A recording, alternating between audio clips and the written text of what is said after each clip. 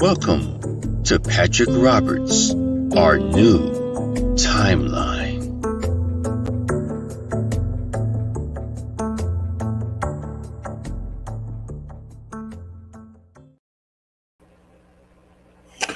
Hey guys, how are you doing? Um, the masks are killing me. I cannot sick and tired of seeing people wearing them. But the vax is here. I heard they are. Hey Bill, how's it going? Uh, the vax is here and they're ready to roll it out, and they are rolling it out as fast as possible. I mean, it's crazy how fast this is coming to a head. And I just had a convo with one of my subs tonight through email, and we were talking about standing up to this shit, and it's coming to a head to where it's coming, and we need to get ready. We need to get ready to stand up and say no. Hold to our guns, no matter how hard it's going to be. And it's going to be hard, but to know that each and every one of us are standing up together in spirit, we are together. And so I know when I have to come to that stand and say, no, I'm not doing it, I'm not taking it, that I know that you guys are there, maybe not right there with me, but you're there in spirit. So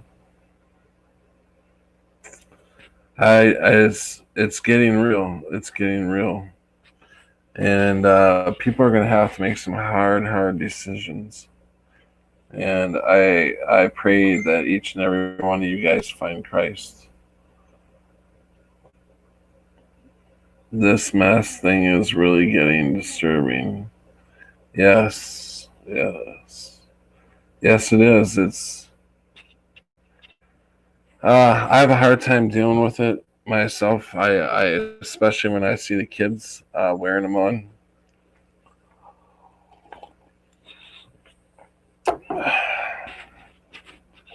But yeah, it is. And it's getting to be more and more people. I'm not sure why, because I'm not sure why that is. Because if they seem like, it seems like the longer this goes on, the more people start to fall for it. You know, I don't know if that's because they ramp up the fear on TV. I mean, they got that fear ramped up. If you could put a fear meter over over the world, I could guarantee you it's pretty high.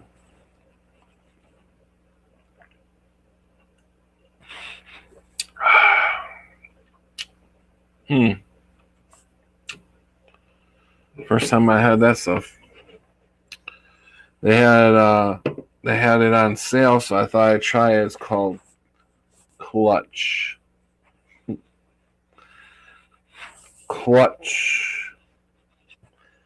And this is cranberry apple revive blend. Cranberry apple. There's no sugars. No carbs. Or is there carbs? 6 carbs. It's got 5 carbs. So now I'm doing a commercial for Clutch. It's pretty good.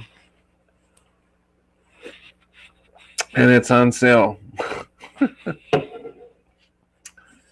Oh, man. Hey, Crunchy B. How are you? I love that name, Crunchy B. Crunchy B is now fighting We have Cruncha B in the corner, in the red corner, and we have Muhammad Ali in the blue corner. And Cruncha B is 10-0, and he's about ready to get his ass knocked out tonight. You know that's what the announcers want to say. There's no chance in the fucking world this guy's gonna win. You know that's what they're saying. Wouldn't that be great if TV was just the truth, complete truth, no matter what? You have to tell the truth, like that movie Liar Liar. You know, that would be funny. That would be hilarious. Now I'm doing my Howard Cosell invitation. And we got the runners coming up. I don't. Probably half of you guys don't even know Howard Cosell. Howard Cosell. And we have 6 racers, and they're getting ready to take off. And we have 2 black males, African Americans out there, and 2 Chinese, and what do we got? A couple Cubans, and there's a couple crackers out there, and yeah. Where was I? Okay, I am off subject. So tonight's anything? You know what? I forgot that tonight was the night that it's a call in. So if anybody wants to call in, which means come on in, you don't have to show your face. Come in and talk whatever's on your mind. Whatever's on your mind. Whatever's on your mind. Bring it to me and I'll dissect it. I'll tell you whether it's true or not. But baby, tell me what's on your mind, or I will figure it out myself. Okay, off subject again. You guys don't want to hear my bad singing. And kind of making up the song as I go along. Mysterious sickness in India, 500 infected, 1 dead. Yeah. What's next? So you want to come on, Bill? Do a little news. You guys can talk about anything Crunchy B. You don't need to be afraid. You don't need to be afraid because it's not like millions are gonna see you. Everybody that's watching right now is probably in their pajamas, eating a bowl of ice cream or popcorn, watching this idiot on the tube. I don't even know what to say anymore on here because I'm afraid. I'm afraid I'm gonna get a strike or something because I got hit again last night. YouTube sent me. I have to grab my phone. YouTube sent me it's not a strike, thank God, but they took my video down in some location, some countries. Something was said. Let me see. My email. I saved it in important.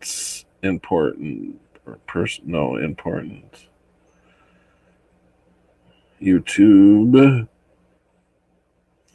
Okay, copyright claim. Your video has now. I just got this at 3:23 a.m. YouTube, stop fucking with me.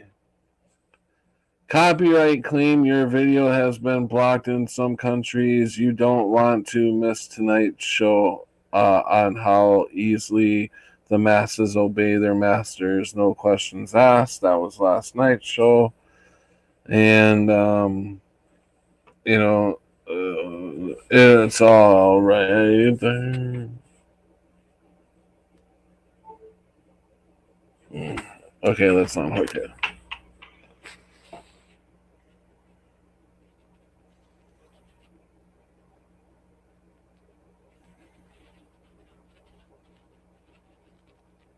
Dang out.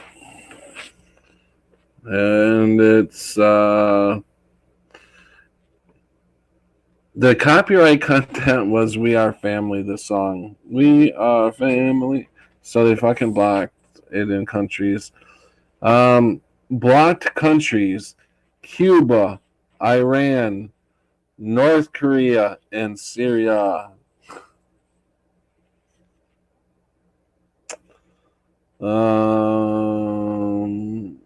A copyright owner using Content ID has claimed some material in your video. As a result, your video has been blocked in some countries.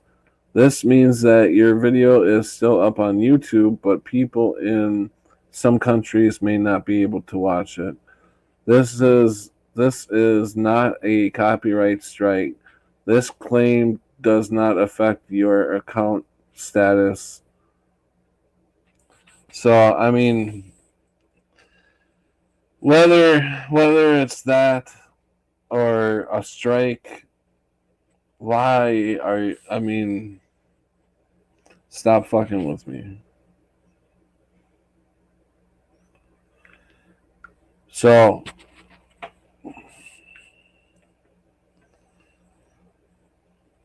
okay, all right. What should we do tonight? Because I'm trying to keep it light tonight. Really trying to, but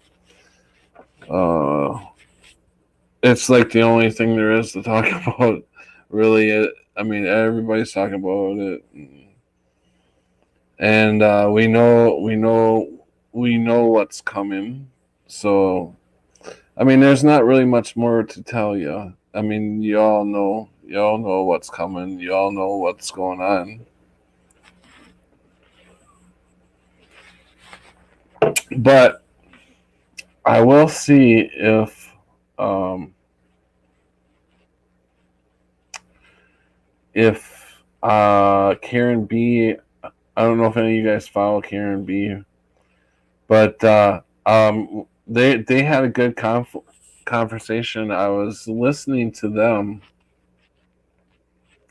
I was listening to them before I came on. Hey, Voynick tuned in. So what I'm thinking about doing is watching a little bit of Karen B and um, seeing what they're talking about.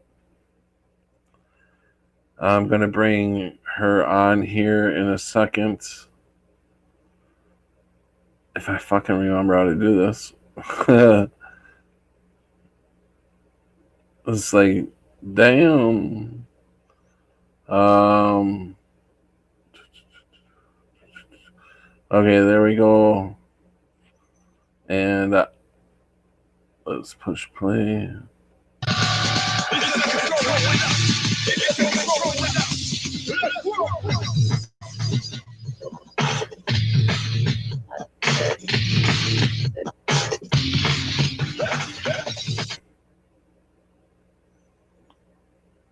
I'm trying to catch up with them live. Maybe we're way behind here. Come on, what the hell are you doing? Somebody's got control of my fucking. Is it done? Oh, it must be done. Wow. I know, right? I missed the fresh and hacking. That was like a So good now time. we're I hope going. it calls in real soon. I agree.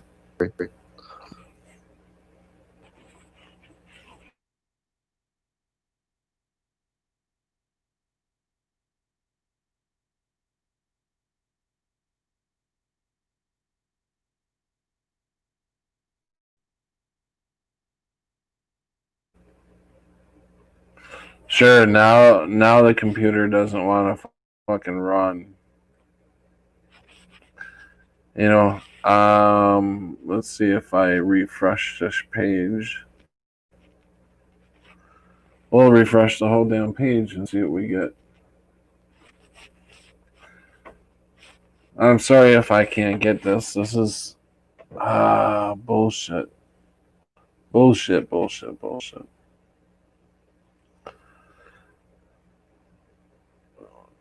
Yeah, Mr. and Mrs. Flat Earth. Come on.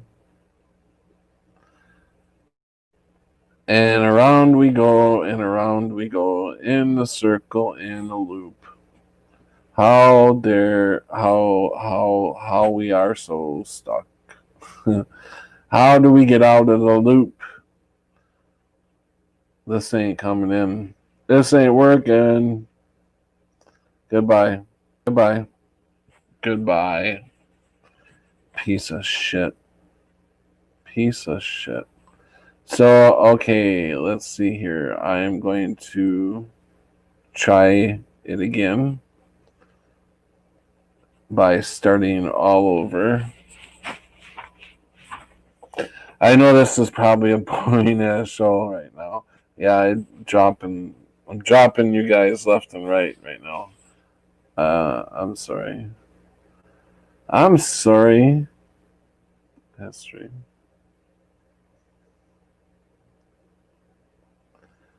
Okay, let's see. Bring her show on now. Damn it. Boy, I tell you, this fucking computer. Some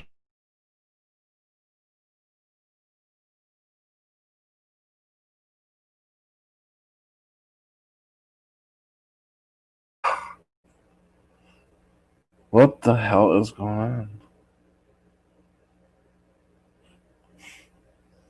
Yeah, it don't look like it's gonna work. So you guys are stuck with me all night long. You're stuck. Oh, did I?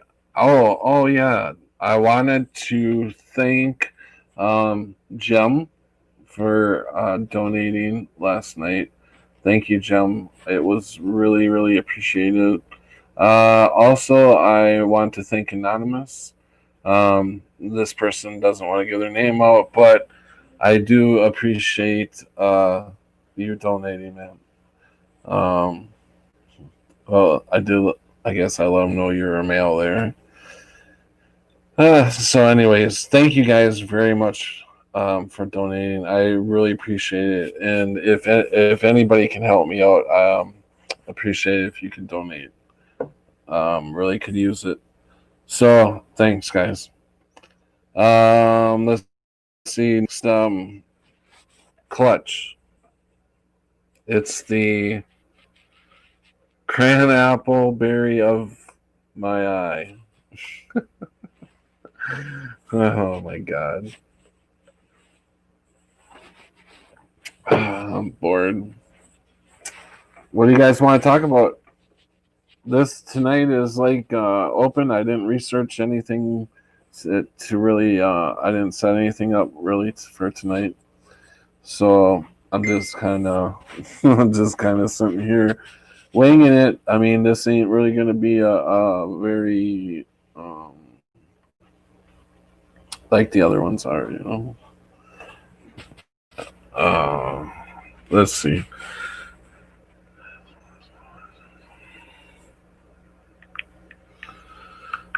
Okay.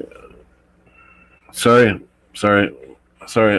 Stop text messaging, and I will get back to you guys. Okay, so let's play a game. You're really selling that stuff, left. Clutch. Yeah. Let's talk. Voynich, do you want to come in? Voynich,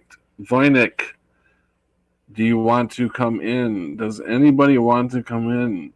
Hey, Robin, how's it going? Am I boring the shit out of you guys? Hey, Noble. And am I boring you guys? Well, then fucking come in and talk. You know? So otherwise, you're just going to have to put up with my bullshit. I cannot get This is groundbreaking info. I can try to pull that up. Give me a second, and I will see what Nobilis is talking about here.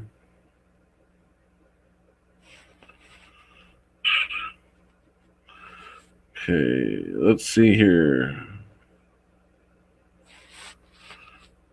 Of course. And you too. Yeah. You guys want to do it? Yes. Then tell me how you feel afterwards. Okay. We just do one round. I recommend you do. Let's start I'll show over. you. Okay. Well, can I do it along with you? Yes, of course. And you Okay. too. Yeah. You guys want to do it? Yes. Then tell me how you feel afterwards. Okay. We just do Deal. one round. I recommend you do it.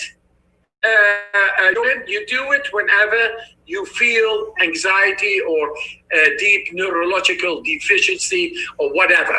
Yes. Okay. Well, that means I should be doing it about 200 or 300 times a day, I would say. I think if you do this, then it's like staying away a longer and longer time. But let's do it. Okay. Okay, here we are. Relaxed. Take a deep breath. All in and let it go. All in. Let it go. I will take the telephone, then see how long. You're going to stay first round 90 seconds, 1.5 minutes after the exhalation without air in the lungs for 90 seconds, no force. That is deeply into the neurology. You will see. Just follow me. And I will show you here on the timer that you do so. And I will talk and say what is happening, because you feel it. Okay. All right, there we go. This, by the way, this technique, with this we change fundamentally medical science of our perspective of what we can do within our physiological depth against bacteria, virus, depression, neurological diseases, etc. But now you will experience. So I will show on the camera the numbers. Okay. God, I don't know if I can do There we go. So now you got it fully in. Let it go. Fully in. Let it go. Fully in. Let it go. Keep on going. The mind goes with the breath. Don't mind about nothing else but your breath. The mind is a big player, so let it be with the breath. Fully in. Let it go. Fully in. Let it go. Fully in. Let it go. Keep on going. Fully in. Let it go. Become lightheaded. Go on. Fully in. Let it go. 18 times more. Fully in. Let it go. Fully in. Let it go. 16 more. Fully in. Let it go. Fully in.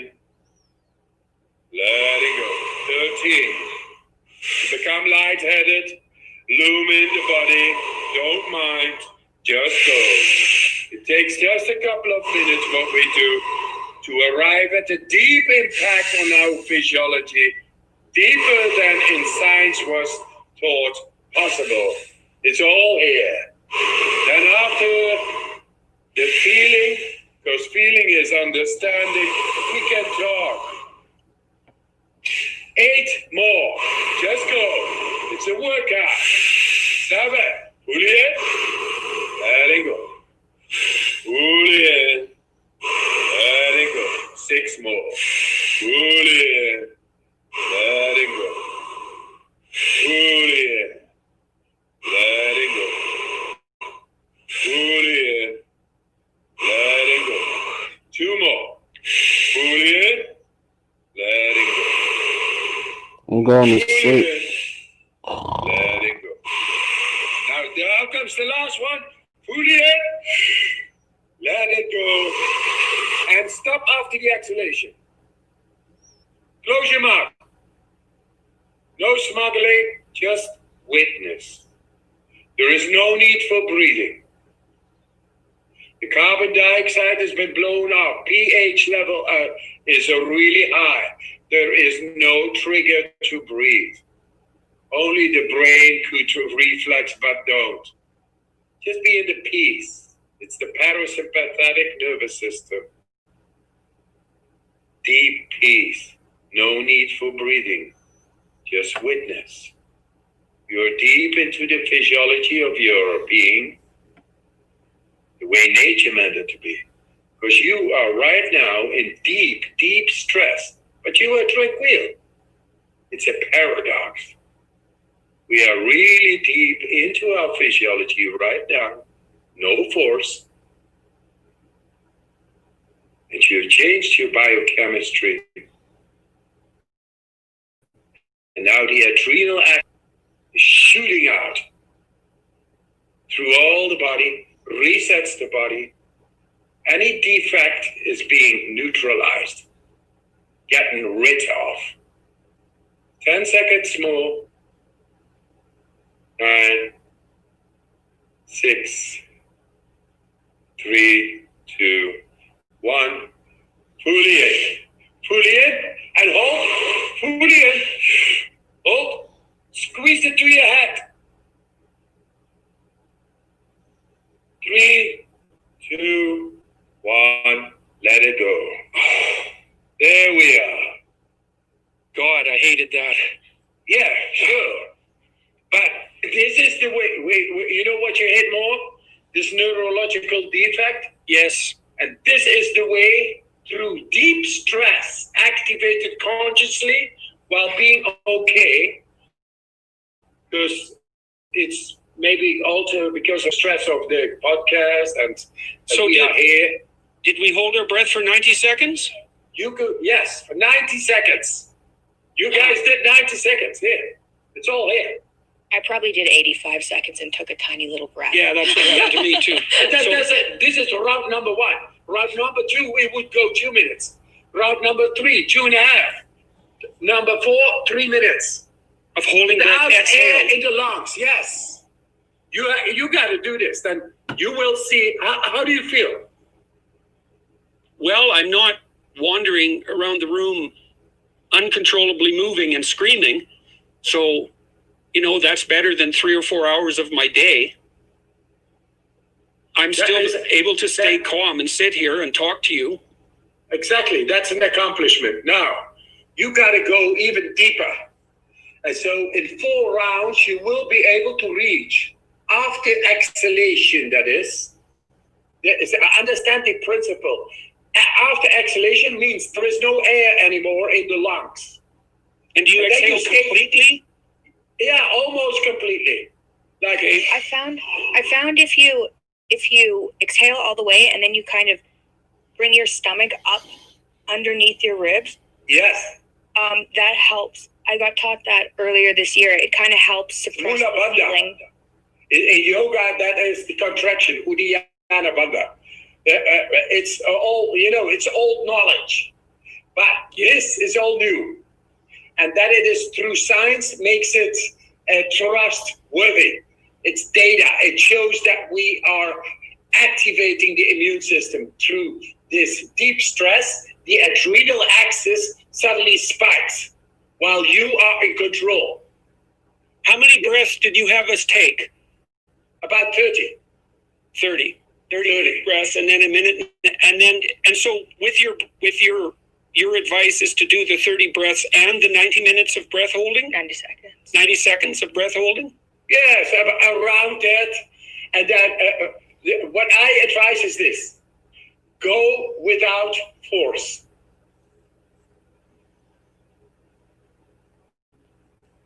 Well, that was pretty good. Good. Sounds like pretty good advice. I didn't do it as they were doing it, but yeah, I could use a little bit of that. I might try that sometime. The masked people are exempt from RHE benefits of this. He was chilling before though. Dark green, I think. Let's see.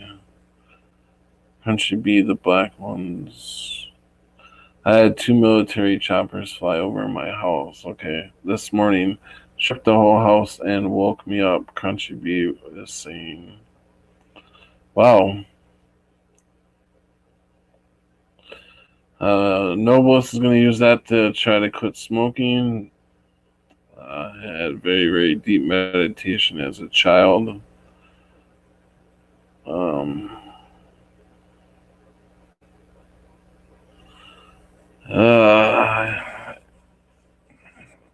Yeah, I've never, I don't know, never really got into meditating. I don't know. Does it work? I mean, does meditating just sitting there and trying to find yourself? I guess there's different sorts of meditating. So, I mean, I guess I won't say I haven't done meditating before, but I never really sat there like it with my legs crossed or yoga, the way yoga people do it.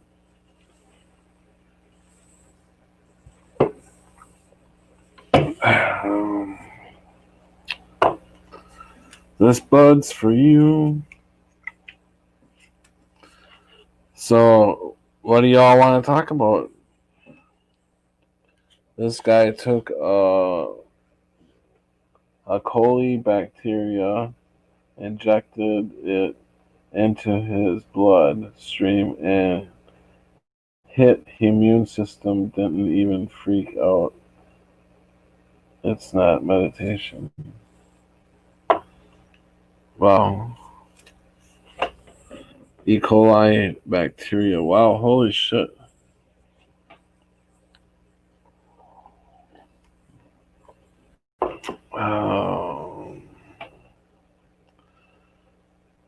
You will have to watch the whole interview to understand it better. Yeah, I want to see if these guys still haven't fucking come up. Civilization. Okay, maybe no. And my sadness is Maybe if I I know pause. people that are aware of people who have died. Maybe if I pause it and then we'll start it up and see. Maybe I can't play it live. Maybe it's just too much for me to. Let's see, share screen. Audio. Chrome tab.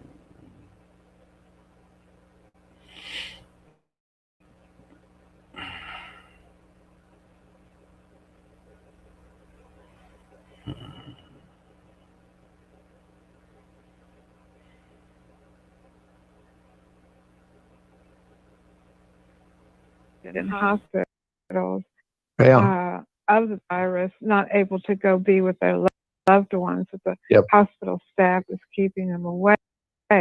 Yeah. And this thing was planned in 2010 to be happening now, so it is on purpose. Yeah. And I do have to give a shout out to my president that he will be able to prove the fraud, and which it definitely is.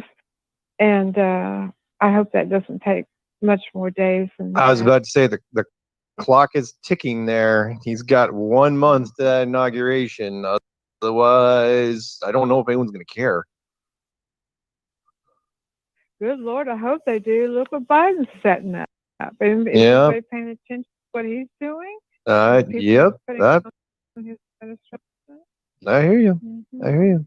And I will say that to me, Trump is not a Republican. He's just a person, a guy that knows how to build buildings and golf courses. And he saw what was happening to America, and he loves American people. That's why he's doing this. And for people like us that love America, and our fathers fought in the war and stuff, it's just, you know, and I just think that God would not have brought us this far to take him away from us. And so anyway, but I guess that's my rant. But Okay. Well, thank you, Jen. thanks for letting me say No, that. no, are you kidding? It was nice that you have called a- us. I was hoping you would, since you got a shout out. To Grant and William and Dottie and Miss Belarus. I hope, what have you done to her, Mark? I didn't Oh, do anything. Look, yeah. look, agents get transferred. She can't always call in this sort of stuff. We know where she is. I bet you did something. No, Gee, okay. she's fine. But she's You ought to she's call. not being interrogated at a black site. Even though You we'd ought to like call. to. Oh, she's very crafty, that one. Well, thank you. Mhm. All right. You What guys do we? have a good night. Thank you.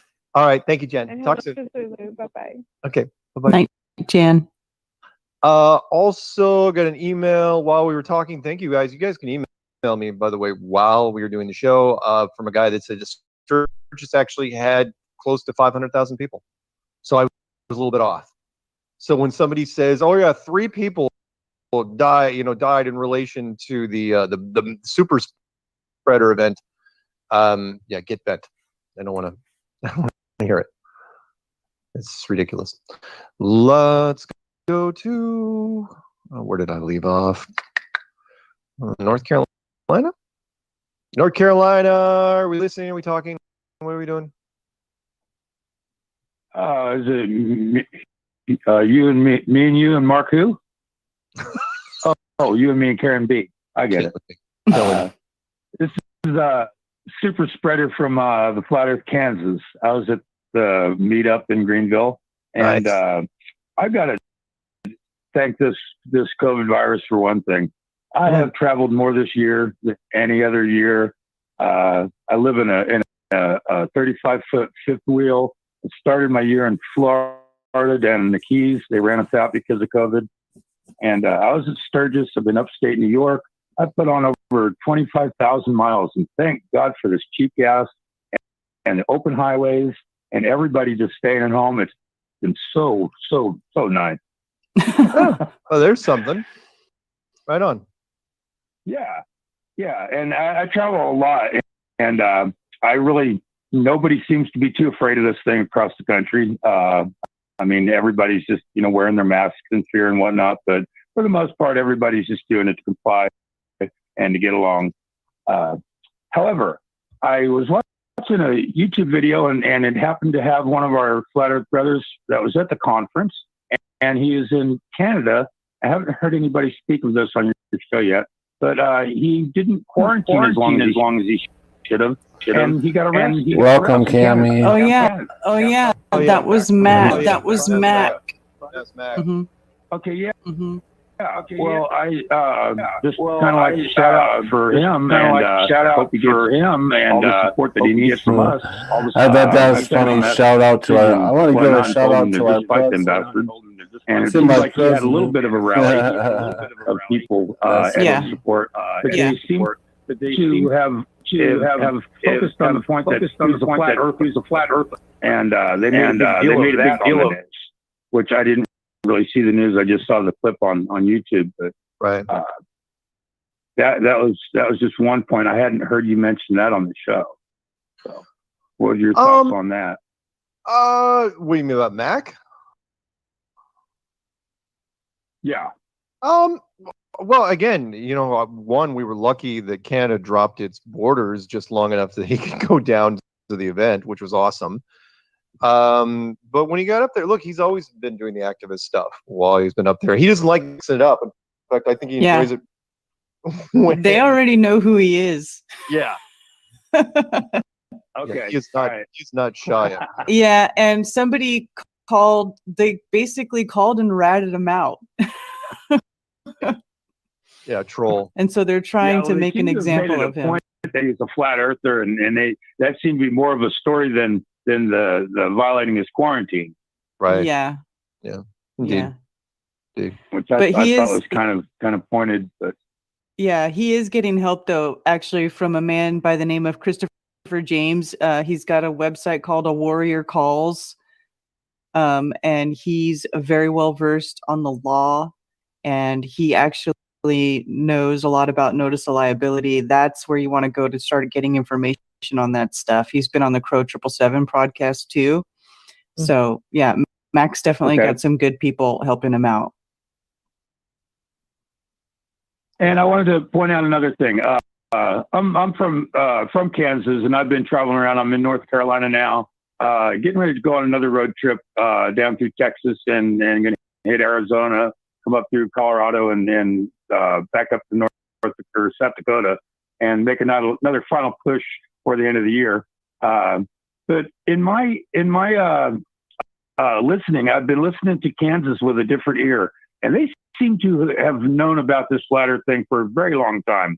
And when I was growing up, it's just all rock and roll. We're having a good time. But listening to it with a flat earth ear, I have to say at least 40% of their songs are kind of a message that they know about this. And I found an unreleased track called Living in a Geodesic Dome. And it's kind of a rude song, but it's not very polished. And on a couple of their album covers, like one's called Icarus, they've got Amelia Earhart's plane, and she's walking in front of it in a wheat field. And I believe she was circumnavigating the globe east to west when she was lost. And her next feat was supposed to circumnavigate the globe north to south. And I believe that's probably one of the reasons that they had to get her out of the picture. But there's so many of their songs from Kansas, a flat earth state nonetheless, that seem to, like the album cover, Point of No Return, KNOW.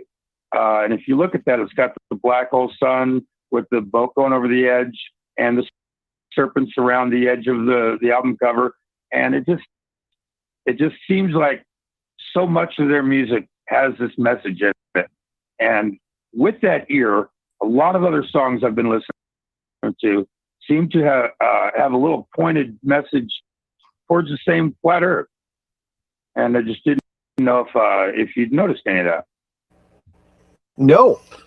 I noticed here there's so many rabbit holes I get to go down. And stuff it's all the almost time, like but thank you for mentioning it. You pick your category and go down that rabbit hole, and you graduate from that rabbit hole. It's a lot of bands. The Who, Miles. So this whole place is nothing but rabbit holes. I knew that one.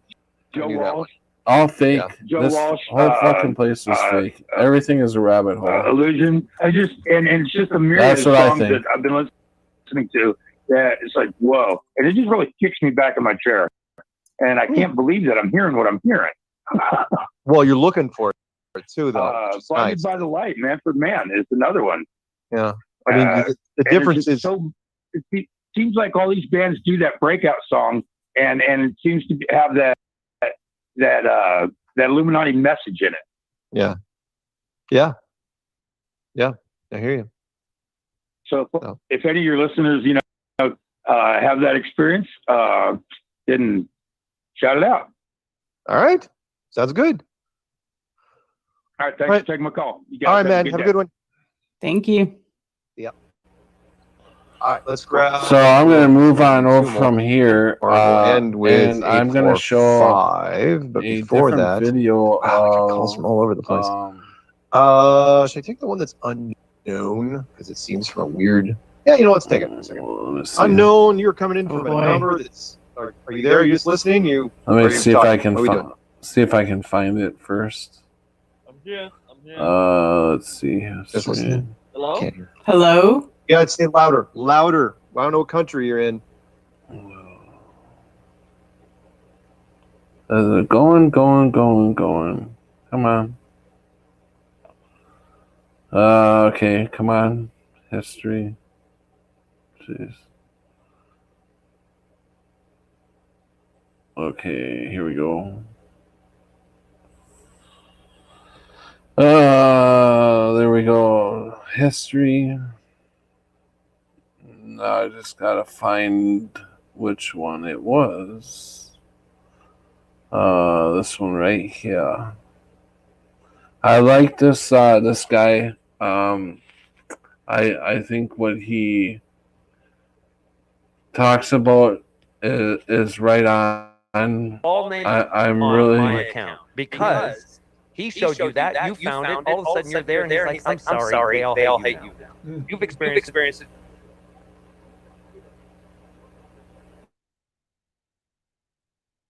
Jacob, I've experienced it. Families go, and sometimes they come back, sometimes they don't, but you have to be fine being alone. Let's not forget that Christ had 4,000, 5,000, then he had 12, and then there were 4 at the foot of the cross, right? Where were the rest of them? You know where the rest of them were? They were screaming, crucify him. Yeah, that's true too. Yeah.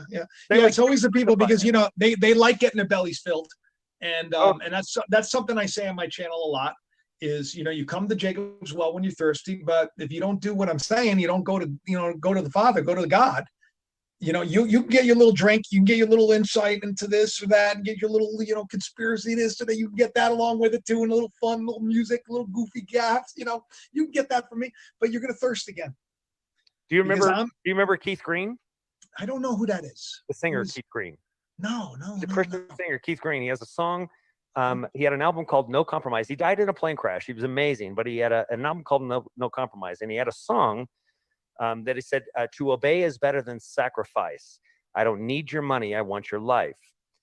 If you can't come to me every day, then don't bother coming at all.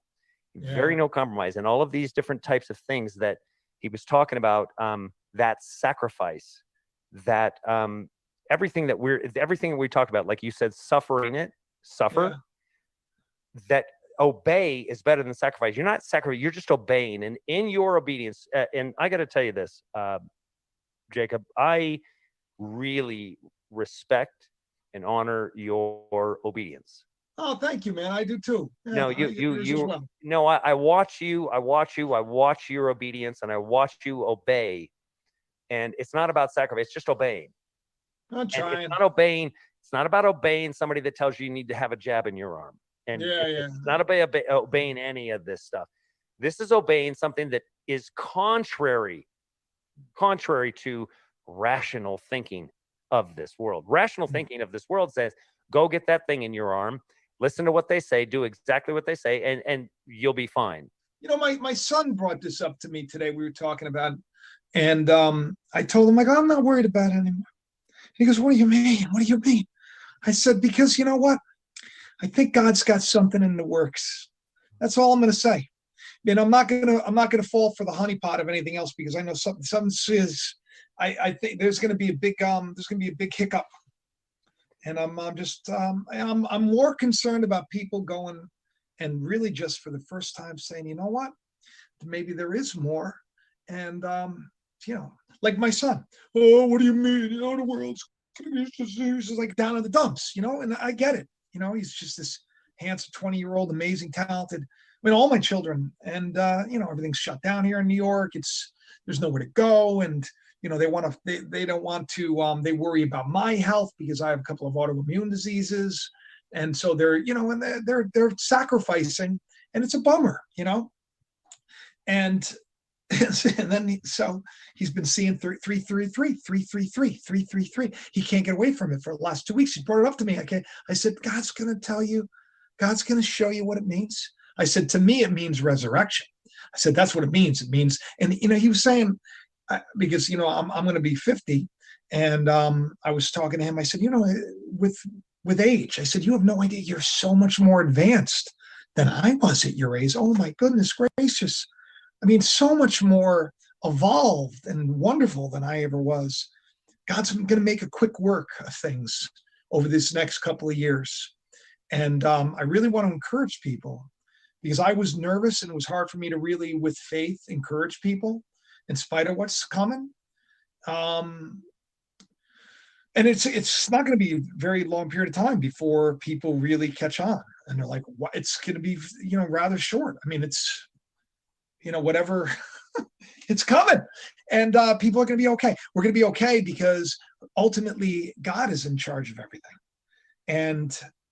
And as long as you make the Lord your refuge, even though you're walking through the valley of the shadow of death, you're not going to fear any evil. I had a dream, and I did a video about this, about the witches will rise about a year ago. It's a terrible dream.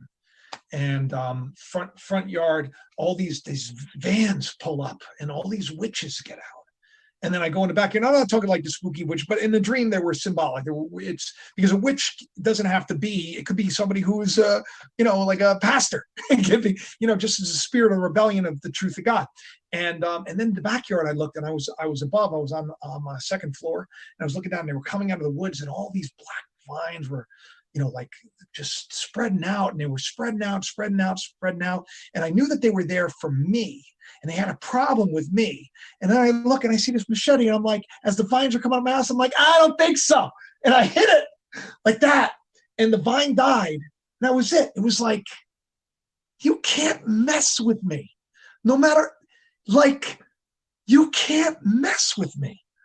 I'm done wrestling. I'm not Jacob anymore. That kind of a deal. It's like, I'm not the scaredy cat anymore. I'm not going to be so worried about it. I'm not going to be hung up in all of this stuff. I'm going to talk about the kingdom of God. I'm going to talk about the fact that John had to get his head chopped off so Christ's ministry could evolve and take off. Because John, a lot of people don't know, 6 months, the number of man, 6 months. They were related. 6 months. And ironic, people say, who are you? John the Baptist, back from the dead.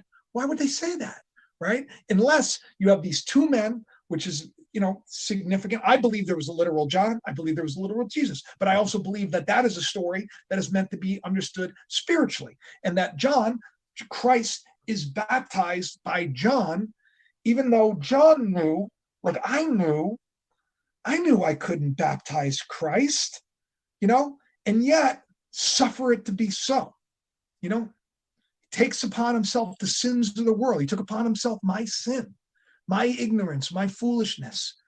And now it's time for me to die and to give up the fight, and so the two can be one. No longer, that's what the rapture, the video that we did. I mean, come on, 2 years exactly. We talked for the first time. Like, how is it that I reach out to you? How is it you leave a comment? I haven't talked to you in 2 years. Yeah. You leave a comment on the anniversary of us doing a show together, not thinking about it. And I respond on that day, not thinking about it. And then here we're doing a show. And then twice today, I'm reminded, maybe you should look it up. Wouldn't it be great if it was just like I'm telling Noah, 333, 333, 333. And I said, God's inspiring you. God's here. Now you are being used to help the kingdom of God. You are being helped. You're gonna help Dad, and you're gonna take over where Dad left off. This is great. And he's from the design, I got the sweater, sweatshirt. And then boom, 333. Come on. And please, will you please pray for God? Ask for the truth. Just ask for the truth. You don't need to go to church. You don't need to read a billion good Bibles. You don't need to do any of that stuff. God is, he's going to write the law on what? You said it, your heart, because that's where your brain is. That's what Derek was saying. That's the real brain. That's the real brain. This one, well, look, if this one, how do you get to know God? If the carnal mind is what to God? Enmity. Yeah. This is the enemy of God. Mm. So this is the only friend he's got here. Right. If this is the enemy to him. Mm. So that's why die to this, die to that, decapitate, lose your head, John. Right. Lose your head. Stop thinking. Let me think for you. Stop with the head. Get rid of that head. Whatever you think you've got, whatever you think you know, whatever you feel you are that you've created in this world. And yeah. I've done this and I've done that. This is how I act and this is how I live and that's just who I am. No. I feel like we should do a musical. It isn't. It isn't. That's not how this functions, right? So Christ is so different that once you do die to this, the incredible piece of it is, and you know, you always want to fight. You fight to maintain that. I find myself trying to fight to maintain that spirit. And that's why and that's why you can read, you know, it'll say when John was in the spirit, said this or saw this. What does that tell you about John or Jesus or even Jesus when it speaks of the same thing? When they're not in the spirit. In other words, they're doing some battle over here. Right. They're just not there. You know, Jacob can't come on YouTube and just every single day, 24/7, be like, yes, I'm. Yeah, gotta go up the ladder. You gotta go up that ladder and then come back down. And, yeah, every time. Sometimes I stay down. Sometimes I don't get up. I got nothing to say. If I've got nothing to say that if I can't contribute something, I surely don't want to detract from you. I only want to add something. If I can't add anything, I'm not adding it. I'm not putting it in the pot to be added. If I've got nothing to add, I'm not going to do that. And that's why I don't, you know, if I've had a really bad day, I'm not going to call you, Jacob, and try to make you have a bad day too. Oh no, Misery loves company. But if you have a bad day and you just want to vent, just call me. It's fine. It's fine. We'll talk to you because we'll cheer each other. Yeah, hang on a second. Didn't you say something happened like right after we got off the phone that day? Didn't you say something? Or something showed up, or did you take a video or something? Oh, I mean, no. The bird? So many things. Yeah, well, the bird. Yeah, Okay, so anybody here, you know what? Here, I'll play it for you. Really. Was that literally like when we got off the phone with each other? Literally right after we got off the phone. I said, I'm gonna call BS on that one, Derek. Because I said there's no way, because that's crazy. So I'm gonna play this. 2 years ago from our show, we talk on the phone, right? Yes. And we get off the phone, and what was it? It was a falcon or an eagle or something? It looks like a falcon, but it's actually a female hawk.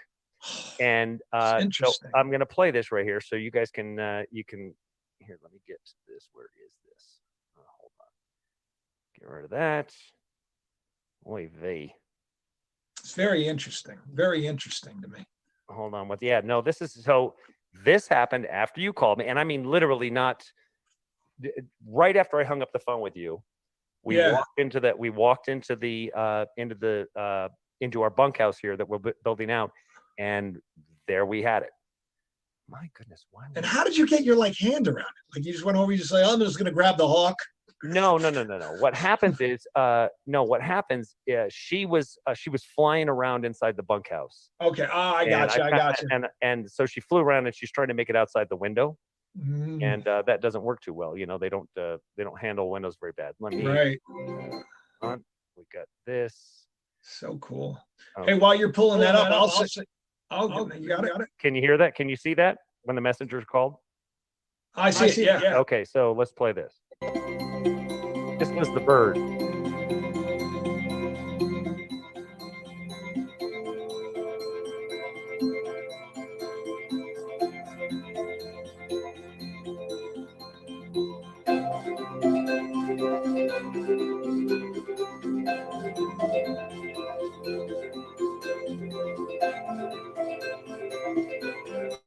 Release her.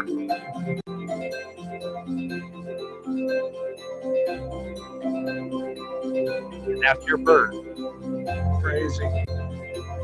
So we'll keep this bird. This is on the last video, at the end of the last video, if you want to see the rest of it. It's just very, very short, but crazy. The amazing. Yeah. So this bird and things like this become just really amazing to me. So that took place, and I had no idea that he was even videoing me let the bird go. So we have really, yeah. So Jamie was here and he was recording it in slow motion, Right. So, and recording it. Now, the amazing part is that when I walk back, I mean, I've had birds follow me my whole life. I've had pet owls, great horned owls. I've had one that literally followed me when I went fishing. I'd drive 20 miles away. He would follow. He'd be following the truck. Loved me. I'd feed him fish but so to watch these types of things, just like right after I wrote you right after, I was like, dude, there's a hawk and we just caught this hawk. So she had stunned herself and I was able to pick her up and then kind of just, nurse her back to get her noggin. But it's really remarkable how she was not offended. She was not, she was cautious, but when I threw her up, it's incredible to me. Trained. Yeah, she looked trained. Well, what was so amazing is that she kept her wings bundled. Right. So when I tossed her up, she kept her wings bundled. Yeah. And she didn't bring them out and she didn't push them down and flap until she had perfectly reached the top of the energy. Wow. Smart. She knew exactly how much lift she had by kind of like Noah. Noah sent out a raven. Yeah, these knowing things. So I love these birds just to watch that. It's almost, but she goes up and she doesn't push down until she reached that pinnacle of energy where she would have started to fall. So she will never fall. And I just thought that was the most remarkable thing. So when we get together, I think it's, I personally just believe that everything is divinely ordered in our I do. Well, yeah, I do too. Hey, you want to hear? Okay. Speaking of divinely ordered. So last time we were locked down, it was 3 months here in New York. I mean, I think a lot of people were like, when they first locked everybody down, it was 3 months. I think that's where it was pretty much everywhere. Am I correct? I don't know. In New York, it was 3 months. Like everything was shut down. It was no phases. It was 3 months. And this is why this is just because we were speaking about the heart, right? And, in the scripture, it says that a lot of people are asking for a sign. What's the sign? What's the sign?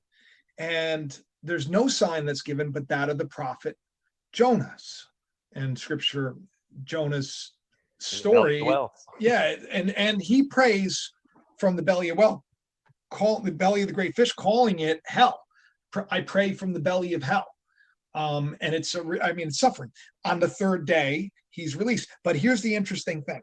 He said, because now he's not talking about Jonah anymore. Now he's talking about the day that Christ comes, Erchome, revealed, manifested again. Erchome means like if I had a blanket over me and I'm hidden, it's something. Christ is always there, but you didn't know it. You take the blanket away. I've come. It's pretty awesome. In that day, as Jonas was in the belly of the great fish for 3 days, so too will man, the Son of Man. Now, mankind, we're all children of mankind. So too will the Son of Man be in the what? The heart of the earth. Now, tell me, everyone, what was that stay-at-home order? Where's the heart? Where's your heart? Where's the home?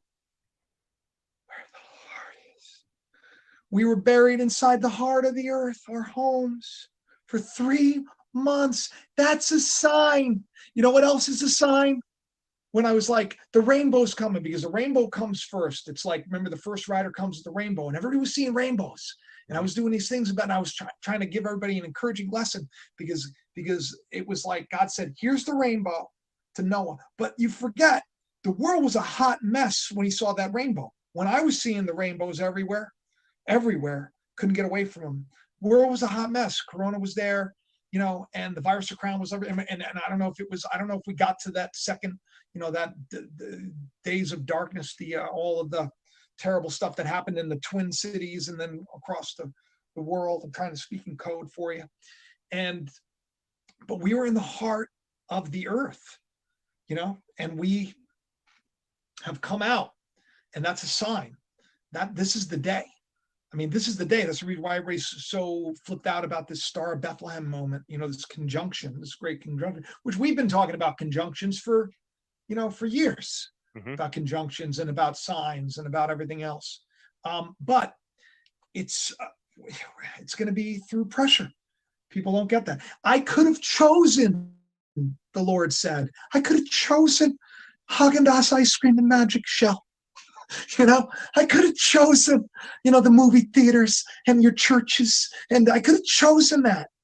I chose the furnace of affliction because you're all just too stubborn. You're too stubborn.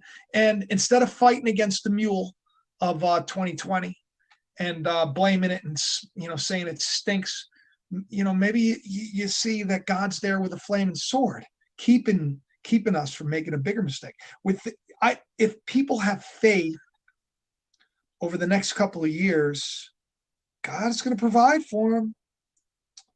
Yeah, it's going to require a very different understanding of things, because look, I mean, with what we're facing, we've got the sun here in the earth. We have crustal displacement that's most likely happening. That's why all these earthquakes are happening. Foundations will beliefs. Yes, beliefs are being shaken up. Beliefs are being shaken up. So here's the whole point. Everything that you're seeing taking place physically on this earth is also taking place spiritually. Amen. Inside people. That's why it's manifesting. Happening. That's why it's wake up. It's the virus of the crown. We're all given a crown, and you're all sick. Is rising right now. Yeah. And the day of the Lord stinks against the crown. You've got to understand that this all happens at one time. Yeah. But understand and know this. This is why he said, let your hearts not be troubled. All these things must come to pass. This is where we're at. Christ is rising. But the end is not yet. Not yet. Yes. Gorgeous Awesome just came into that. Gorgeous Awesome, folks, if you haven't gone on, they just came into chat. Gorgeous Awesome makes amazing stuff. They've provided the channel wonderful things on Etsy. Gorgeous Awesome. Phenomenal, Jacob. You should check them out. They've got some amazing copper work. I mean, it's just phenomenal. Copper and crystals, just gorgeous stuff. So I appreciate Gorgeous Awesome. I wanted to make sure, because I was supposed to have you in another video, and I apologize that we haven't yet. But man, oh man, we are about to experience more from this earth, folks. So this earth, the foundations under your feet will be shaken. Mountains will be laid low. Things are gonna happen.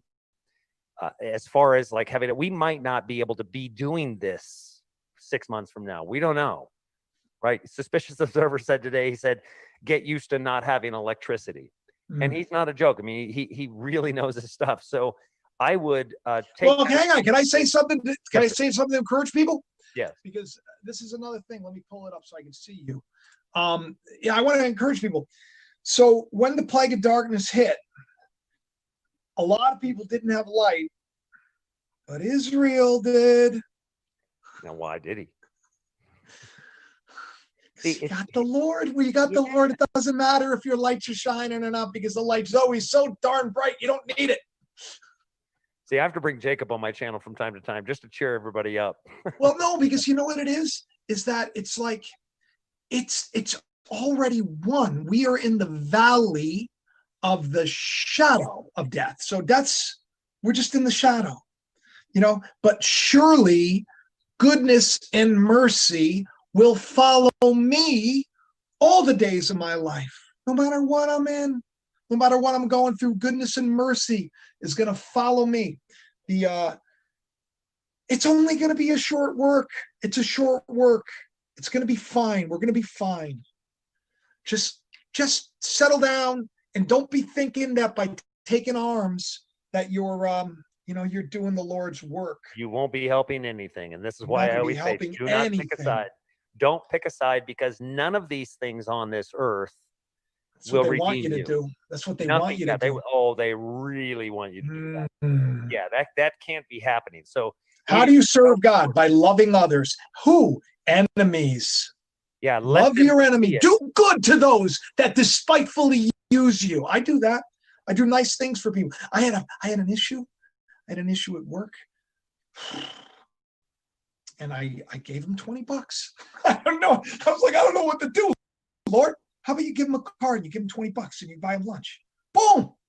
That was it. I didn't have to say anything. I didn't have to call anybody out on anything.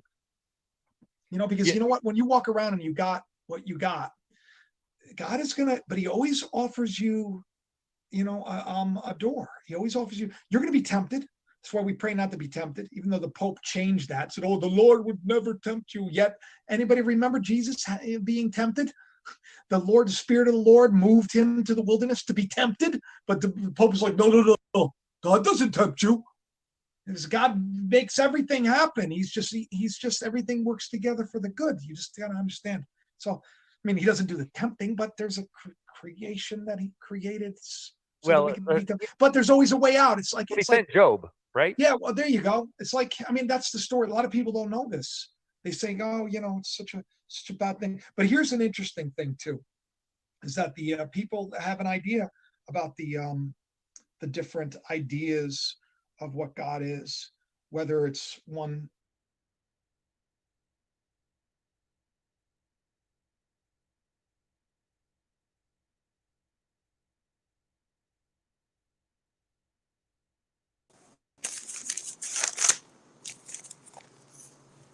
Hey, Pat. What's going on, man? You hear me? You muted. Take that out. Oh, can you hear me now? Can you hear me now? I can hear you now. You can hear me singing, rattle and roll, singing rock and roll. Okay, so how's it going? That was the day the music died.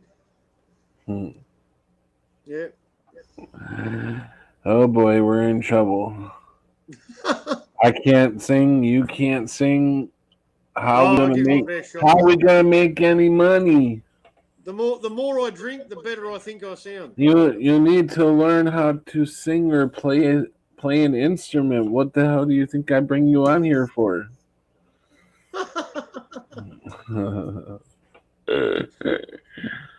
I must be on the wrong channel. I thought this was the karaoke hack channel. It's the karaoke nuke channel. I can sing a bit, man, but yeah, I've got limitations. Definitely, I've got a very limited range, man. You're so bad that when you start singing, we have to nuke you. Thanks for your support, man. I meant myself too. I'll tell you, such a bad singer. Man, I'll tell you what. When it comes to Elvis, man, I'll go all right. I'll nail Elvis, man. Do you? Come on, sing some Elvis. Well, it's a 1 for the money, 2 for the show, 3 to get ready. Go, cat, go, and don't you step on my blue suede shoe. You can do anything, but don't step on my blue suede shoe. All right, that's worth a few bucks. There's a demo.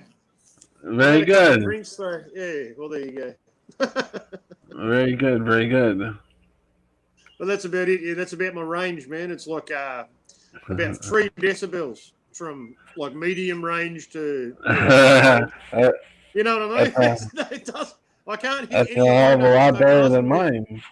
Yeah, don't ask me to sing anything with screaming involved in it and high notes, man. Because it just won't happen. Nothing will work. Nothing will come out. That's funny. It's true, man. Because when I became single and a man about town, long ago, man, like a few years ago, when I never had a beard, man, and I was clean shaven and out to impress and trying to get the ladies, I used to go to karaoke nights, man, every week, every Thursday night, and you sort of work out what you can do and what you can't do, and you get your range and the songs that you can sing, man, and you just work on what you're good at, So Voynich you do work. says You do work. you quit. Voynich says you quit. Awesome. Oh, such peace and quiet now. Quit what? He's giving you shit. He said quit. Good. Thank God he quit.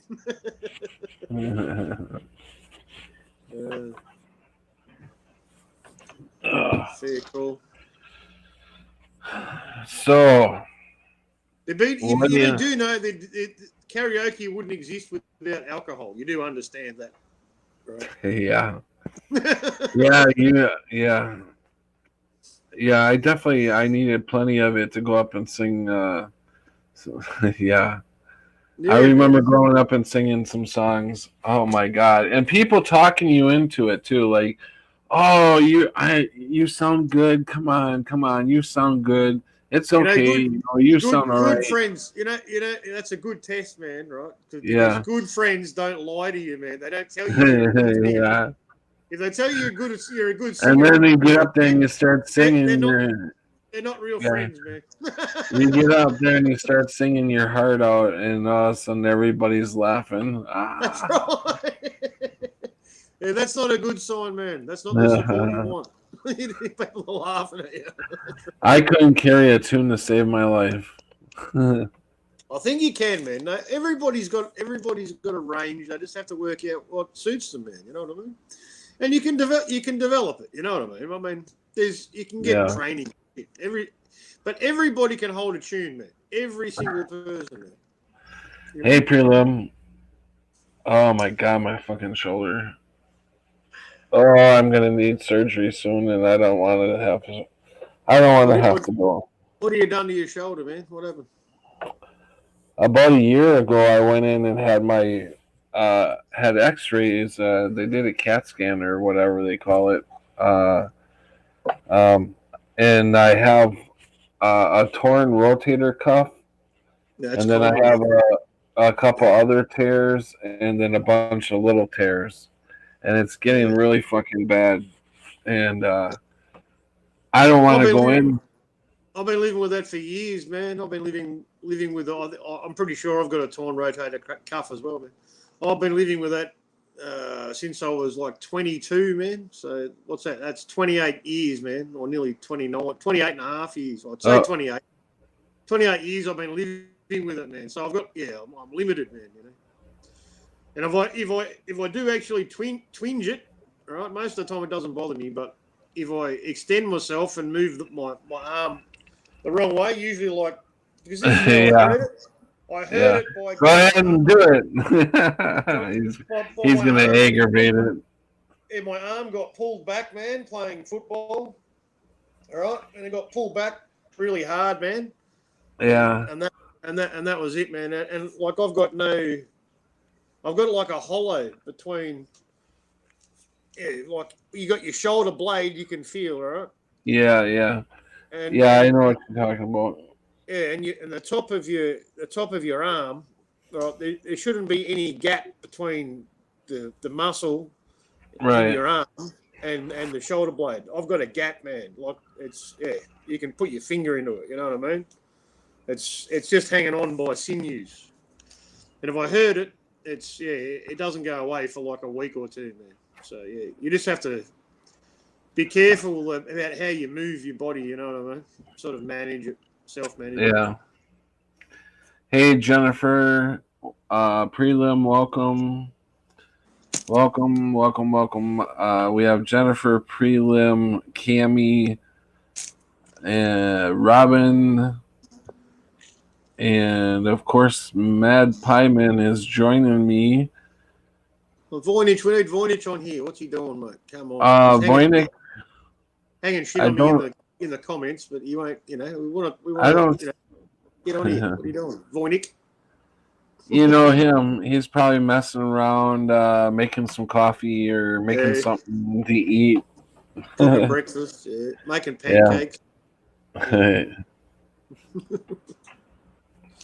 Voynich, he's always cooking something. Yeah. That's one thing you say about Voynich. You know, you can't tell him if you can't stand the heat, stay out of the kitchen because he's always in the kitchen, man. Yeah. I like him. He's an awesome dude. Yeah, he's a gun. I definitely, as far as truthers go, I believe any information he would give me, I would have no problem believing it. So I would definitely watch Voynich's channel for any information coming out of his area. Man, it's like him against Holland, mate. It's like everybody's a moron, except for him. You know, I can't believe. Well, that's everywhere, right?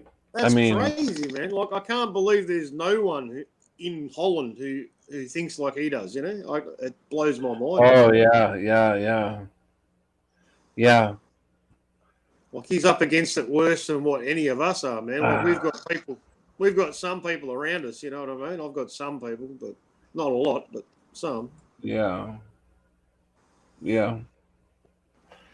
He's definitely in the shit, deep in the shit. It's a sad state of affairs, man. I'm sure there are people who know what's going on, but maybe they haven't got any balls, mate. You know, they just they don't want to make any ripples. You know, they don't want to rock the boat.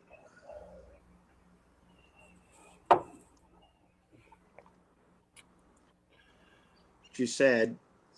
So the vaccine, the vax. So the England, man, it started. Yeah, it started already. It's actually starting here next week. No shit. Yeah, they've already dropped off their first loads at some Walgreens and CVS's are loading up with them. Walgreens, isn't that meant to be the healthy store, man? And then they've got the vaccine. That's their reputation just went out the window, man. Now listen, this is how hard it's going to get. They're going to have it at Walgreens, CVS's, grocery stores are going to have it. Why do you say grocery stores? Why would grocery stores have it? Because you're going to have to show your vaccine card in order to check out. So you don't have your vaccine card, move right on over here and get your shot. That's how they've done it. That's how they've rolled it out into the grocery So stores. no food. They're not going to need guns and shit like we thought. I know, man.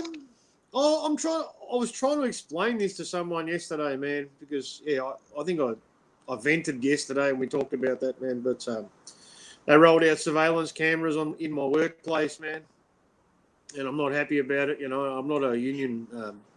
We talked about this yesterday, but I tried to explain to him, man, that I said the vaccine is the goal. I said that's what all this bullshit is about the vaccine, because everybody knows, because it's been put into the mainstream media by the CEO of Qantas, that if you want to take international flights, you'll need to have proof of the vaccine in the form of a QR code. A digital COVID pass, and that's international, man. That's every country is going to be doing the same thing. As he said, I've been talking to other countries, blah blah blah. So that's just the beginning. We know it's going to roll out into everything. There won't be any part of your life that will right. And we set the whole system up as far as our healthcare, all being on the computer in one easy location. All hospitals are hooked up to the same computer system. They're using their own system against us. I was trying to tell this guy. I said it's international flights at the moment, all right. But I said that's just the start. It's going to go into everything, mate. I said it's going to be your driver's license. It's going to be your job. It's going to be your bank account. It's going to be everything. You won't be able to exist. You won't be able to exist in this society. Yeah. Any sort of job. If you have a restaurant job, they're going to make you take it. You're out. If you have a job, if you have a nursing job, they're going to make. No matter what job, they're going to.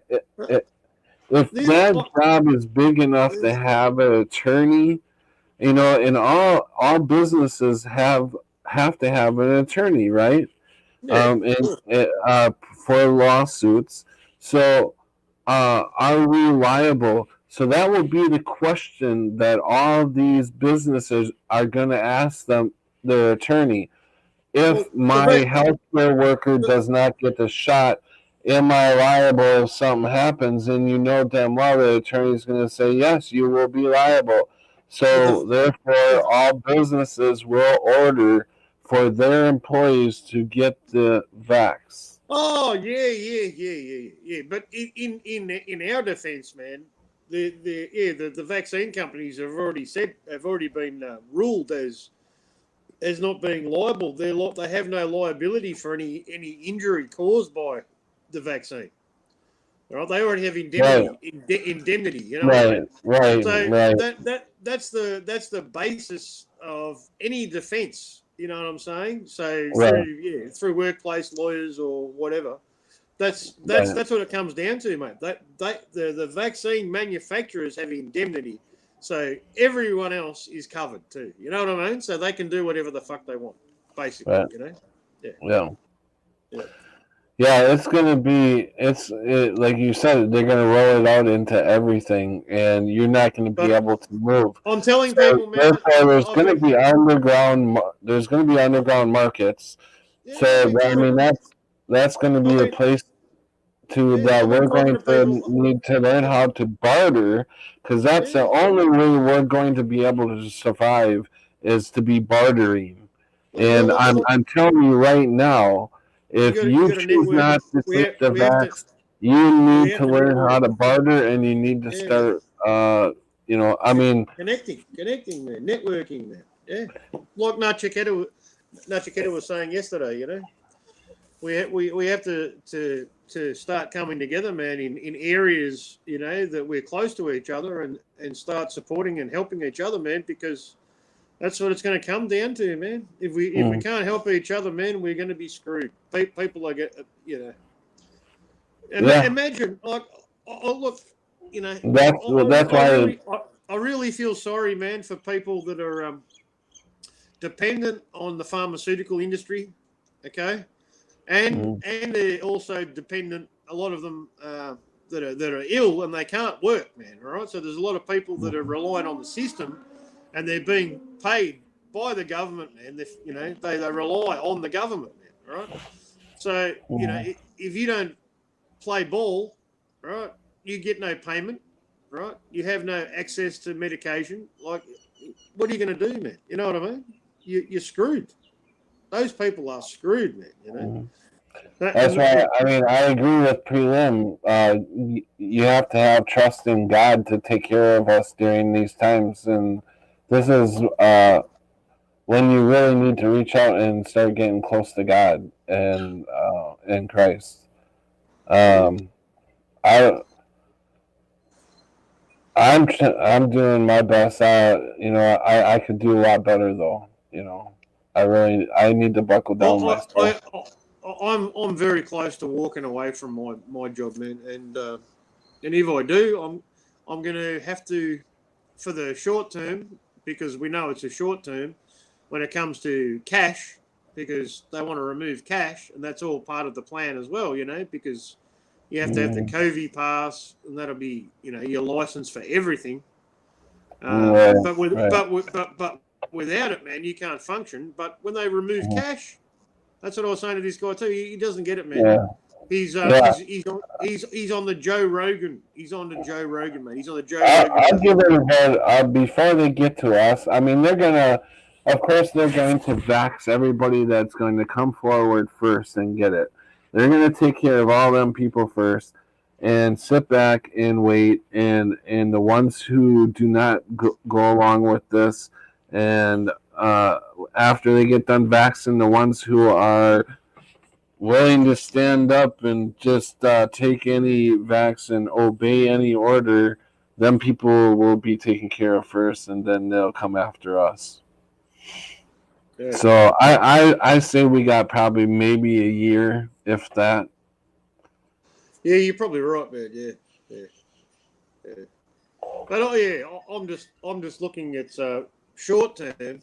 I mean, it's not easy here, man. There's way, your population is so much bigger, man, and you got so many states, and, even if it was a small percentage per state of people who know what's going on and are willing to work together and help each other, you've got a way better chance of surviving, man. You know what I mean? Without the system, Yeah. But for us, man, It's not good. It's not looking good, man. You know what I'm saying? But yeah, if you got opportunity, Right. man, to connect with other people and network and start working on what you were saying, man, is trading and bartering and working together, man. Like, and without the system, just leave it behind, man. If you can do that, you'll be good. You know, for a while. Yeah. I don't know how long that'll last, but it's a possibility. But if you don't have a network of people that are on the same page, you're going to be you're going to be up against it, man. Yeah. So my short term option, man, would be to sell coffee on the side of the road, or I don't know, something where I Yeah. can live out of my vehicle, man, and still make enough money to survive. You know what I'm saying? Just live, because if you got no overheads, man, all right. If you're living in a mobile house, your wheels of your house, all right. You don't need any land. Oh, where'd I go? Am I still here? I got a video. I got a video that I want you guys to see. Yeah.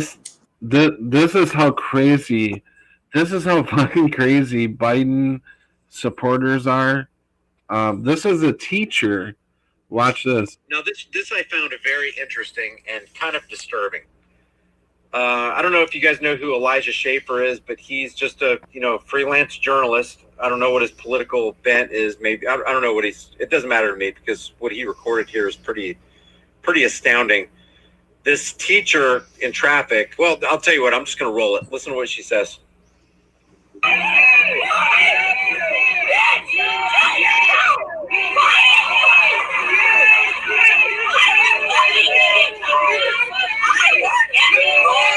I'm an effing teacher. I work in school. I teach children, is what she's going to say.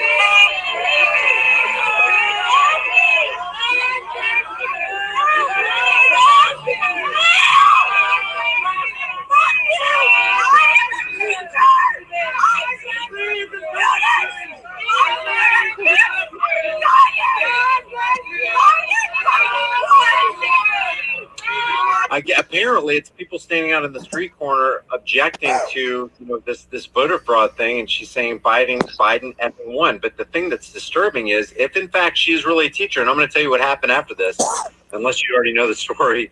But hold on one second, because it's kind of worth it. Kind of, but it's also disturbing. But this woman felt like she had to roll down her window and just scream at the top of her lungs, "I'm an effing teacher." If it's true that she's a teacher, she's teaching kids. She was an example for these kids. Listen to this.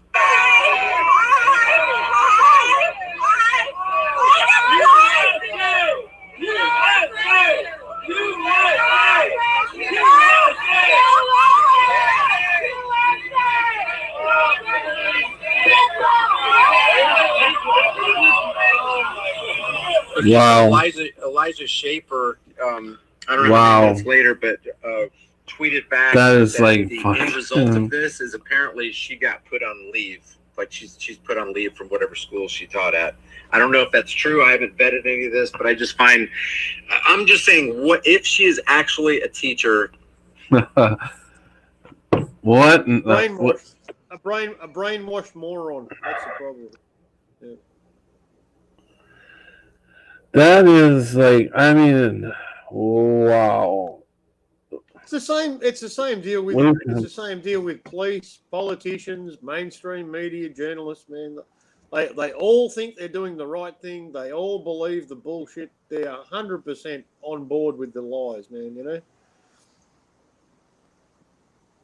You got to trust the experts, Patrick. You got to listen to reliable sources and just trust the experts. Yeah, sure you do. Bill says, I somewhat agree, but I think the goal here is to take U.S. completely out in every way. Oh, definitely, most definitely. And then he says, glad I'm a vet. I saw this all coming a long time ago. I started noticing it in 2008, around there. 2007, 2008 is when I started noticing everything and starting to wake up to like 9/11 being an inside job and all that stuff. I mean, I was hip to the Kennedy assassination when I was in high school, so I've been searching for the truth for a long time. I'm the same, man. I think many of us are like that, man. Yeah, JFK was a big one for me too, man. I never bought it. Yeah. But you know, we all were of the opinion that he was murdered, assassinated, but Right. definitely not the way they told us. No one ever believed that, man. I mean, it's the original conspiracy, you know. It really is. I mean, the moon landing. Voynich says well, JFK was first, wasn't it? Yeah, 63, wasn't it? Yeah, so yeah. Voynich says that is no woman, that is hysteria. No shit. Oh, She was just a shaken, wasn't she? She reminds me of the woman that that went viral after. She looks like she got possessed. Yeah, you remember that? You remember the woman that went viral, man, after Trump was announced as president? She's like, remember that? Oh, that was a woman. Was that a woman? Yeah, apparently. in the red coat. Yeah, the one that hit his knee. The one that hit her knees or his knees. Oh, she was on her knees, I think. Yeah. Yeah, that one. Yeah, I don't know if that was a guy or a girl. No, I'm not sure. Yeah, that's inconclusive, but it was a moron anyway. Yeah, Ruby Ridge was one of my awakenings. Yeah, true that. Ruby Ridge, I remember that when that went down. I watched that go down. Wow.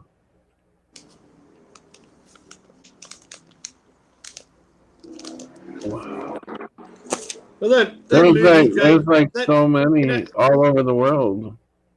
Ruby Ridge, yeah. You know the movie JFK, there, man. A lot of people bought that as fact. You know what I mean? I know. I'm pretty sure I did too, man. Like, there was an ulterior, you know what I mean?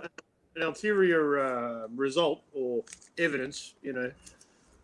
But it it's in your face that it wasn't Lee Harvey Oswald from the Book Depository building with an old rifle from 150 yards, you know, through a tree, you know. No one believed that. No one. Yeah. Anyone who still believes that, man, there's no hope. I'm sorry. There's no hope for you.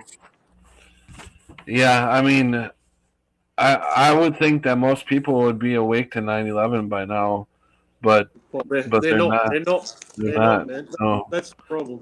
Yeah.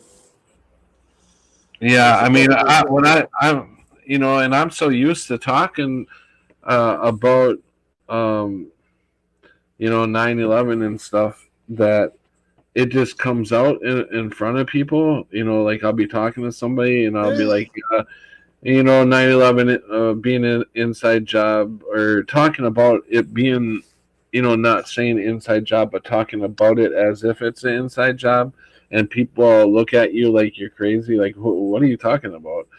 And they believe the entire I'll be like, story, it was an inside job, right? And they're like, what do you mean inside job? Woohoo! Yeah, Woohoo! they can't. You know the reason why most people would reject another version of 9/11 apart from the original story, and the reason is, man, is because I've heard this from an American man who married one of my friend's sisters. And when I talked to him about it, you know what he said? The first thing he said, man, was, "What, you think George Bush was smart enough to pull 9/11 off all by himself?" It's like, you really think he was that smart? If it was an inside job like George Bush, you think George Bush did it? That's the mentality, man, of most people, you know. What? I thought he did pull it off, didn't he? Yeah. But they welcome, Texas, Danny. I live in Dallas. Daily Plaza is a sniper wet dream. Yeah. They use an idiot, man, to pull 9/11 off. They couldn't have an intelligent president. They had to have an idiot president. So no one would ever believe that he could possibly be involved. You know what I'm saying? So that's just not a possibility, with most people. I know. Yeah, our own government just couldn't do that to us. No. I rarely drink, and when I do, it's 1 or 2 over the day. So I never get drunk anymore, not since like 24. So 20 years ago. I can't drink like I used to, man. Stay sober because alcohol is not being in control of yourself, your mind, your thoughts. I don't know, man. I don't know. I think there's a level that you can get to, man, and if you're in a happy place, it's all good. If you drink too much, everybody loses control. Man.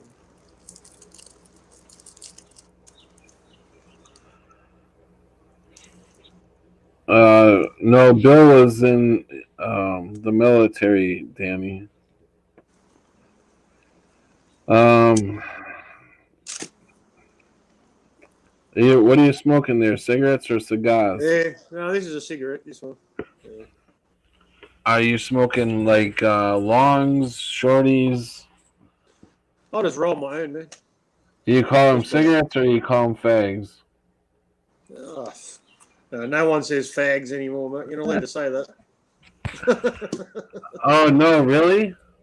You're not allowed to say that. We used to have a sweet man, which was a can. You call it a candy or lollies. We say lollies, but yeah. Anyway, you know what I'm talking about. Confectionery. Yeah. All right.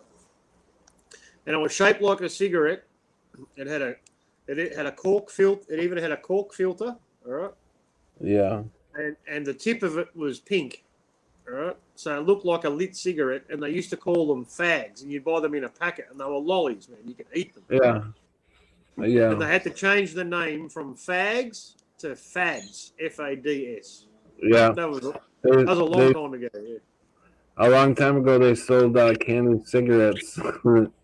Candy cigarettes, and they call them fags. They used to be fags. You can't use that word anymore because, for obvious reasons. Right. Happy people are fine, but world has new happy people. Bill, you've been in. Okay, let's see. Okay, Patrick, I'm going to give you a hint. X no longer marks the spot. No, because the X is a male gene, right? Or male chromosome. Yeah. X is a male chromosome, and they're turning the female gene into X, so we'll have double X. Oh, yeah. So double X chromosomes. X is 24, X is 24, man, which is 6. If you watched Purge election year, it had the two male chromosome X's in it, and there was another movie. So that's what's coming is this. I believe that's what that is in the vaccine that's going to change everybody's DNA. The Moderna, man. Moderna. It's got RNA. RNA, yeah. I was just going to say RNA. They sell candy. Oh, we're not supposed to be talking about that, are we? What's that? Are we supposed to be talking? Can we even say that? I don't even know what I can say and what I can't say, really. We probably should just stay away from talking about what's in it. It's not easy. I don't want to get another strike and be gone like 2 weeks. But we have to we have to use code words.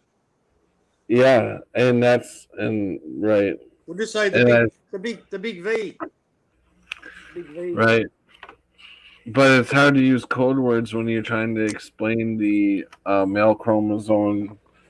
No, Patrick, cold. No, but I had to explain that anyways, Danny. So I'm glad that you gave me that exit. Reminded me of that. I'll show you. I'll show you a video. I might have to kick both us out for a little bit, but Right. this is an excellent video since this is running not too bad now. Let me see if I can bring it. Let me see. Your video, your video before was all blurry, man. It was like, it was like I was blind drunk on 3 o'clock in the morning. It was really clear for me. I don't know why it would do that. Yeah, maybe it's just my end. I don't know.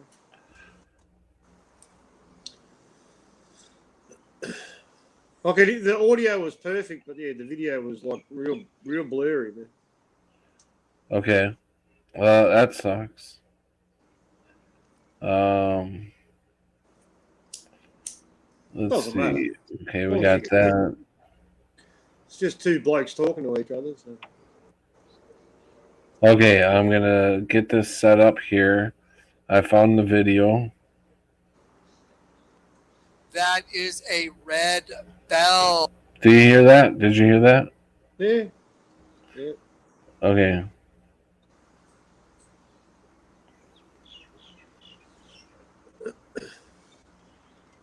All right. So here, this is what I'm gonna do.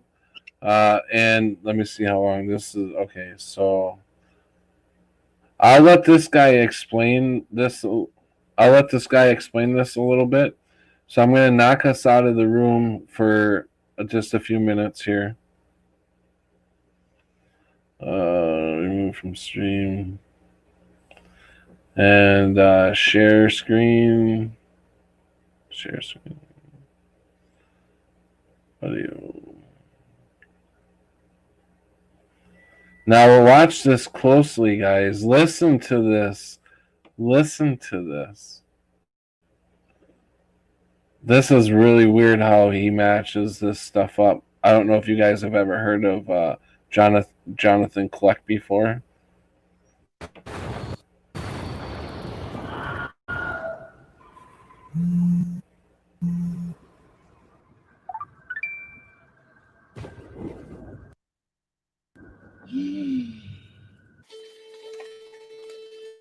Satan? Hi. 2020. Please, call me 2020. I've been feeling so alone. I keep waiting for you, but you never come. Is this in my head? I don't know what to think. He knelt to the ground and pulled out a ring and said, "Marry me, Juliet. You never have to be alone. I love you, and that's all I really know." Talk to your dad, go pick out a white dress. It's a love story. I just don't want this year to end. Who would?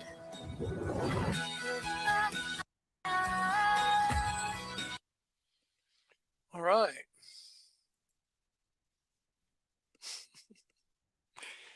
They should have to pay me royalties. Okay, guys, the commercials you just watched is everything I've been telling you, that there's a hive down in the pit, that in cells, just like a wasp nest. Ezekiel, I'm against you women who hunt the souls of men to make your pillows fly. I showed you there's like a doppelganger system above ground. There's an right side up you, there's an upside down you. The upside down you goes straight to its own little cell, like a doppelganger, where there's a signal that's sent out that's to that same host body. And then you have a connection that's up as well. And if you get converted, you get turned up. The upside down you gets turned up, and the two become one. And that cuts the Bluetooth to the pit, and your little evil doppelganger that's really a locust in the pit. And locusts with tails like scorpions, they're insects, and they're coming out of the pit in Revelation 9. because they have a king over them, the angel of the bottomless pit. You know what? Let me fix this lighting real quick for a sec. So they have a king over them, the angel of the bottomless pit. And he is going to come out of the pit, just like the Bible says. But it's the system I've been showing you. How many times have I shown you the honeycomb at the top of the Vatican in the hallways above the altar of the dead sheep? I kept saying this is their system. They have a hive in the pit, just like the roof of the Vatican, the little honeycombs. There's your evil your evil demon that's attached to you your whole life from the king of the system. You have your own evil doppelganger, and they're trying to take you over by bringing you down to the pit so you don't get converted. If you die in that position, one up, one down, you go down. What do you think? Here's a scripture many people have not understood. What do you think Jesus said? The Bible says he was made a little lower than the angels. Well, because here and up is heaven. We're the angels. They're in heaven. The angels that were cast down into the system that are in the host body system, Jesus was made a little lower than the angels. He came into the system to save the angels that got carried away captive, which is us. It's a no-brainer now. Now I'm going to play that same video. Dave and I added it to a slideshow. We slowed a few things down for you. And then I'm going to go back and break it down. Then I'm going to show you the most insane thing probably I've ever seen. The Lord, by a bizarre set of circumstances, had a video play on a really old computer I have. It takes a CD disc. That's how old it is. It's an old laptop. And I found this disc from when I did a skydive with Eleuthera over there. I'll show you in a minute. So anyway, it's almost not even believable what's on it. It's almost not even believable. But I saw it with some friends, and we literally flipped out. It literally was the Lord showing me from beginning to end. Right there, the Lord told me to make this sign. He told me, I want you to make a sign, Next Level Roofing. He gave me the general idea for it. I told the sign guy that does the vinyl for me on cars and stuff. I said, hey, this is what I'm doing. And he's like, all right. And he sent this to me. I just want you to look at something that I had no clue it would be like this, but it's LE, a big V, like what used to be on my canopy and what's still on my canopy, V for Vengeance, LEVEL. Spell it backwards now. LEVEL, LEVEL. Same backwards and forwards. Really odd. I had no idea it was really that.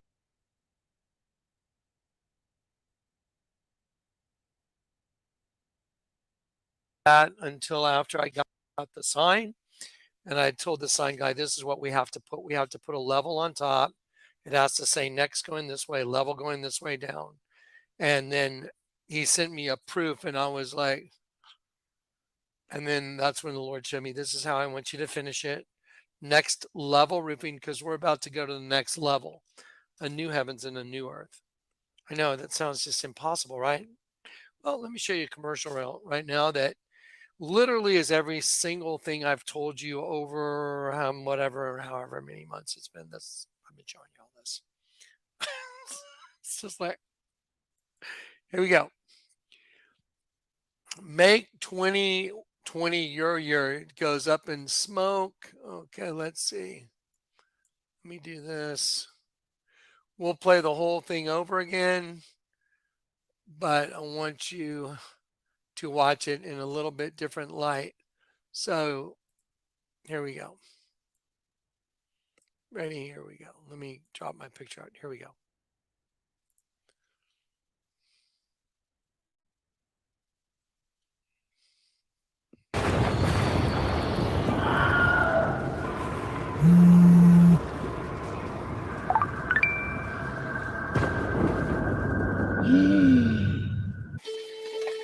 Satan? Hi. 2020. Please, call me 2020. You're saving, I've been been feeling so alone. I keep waiting for you, but you never come. Is this in my head? I don't know what to think. He knelt to the ground and pulled out a ring and said, marry me, Juliet. You never have to be alone. I love you, and that's all I really know. I talked to your dad. Go pick out a white dress. It's a love story. I just don't want this year to end. Who would?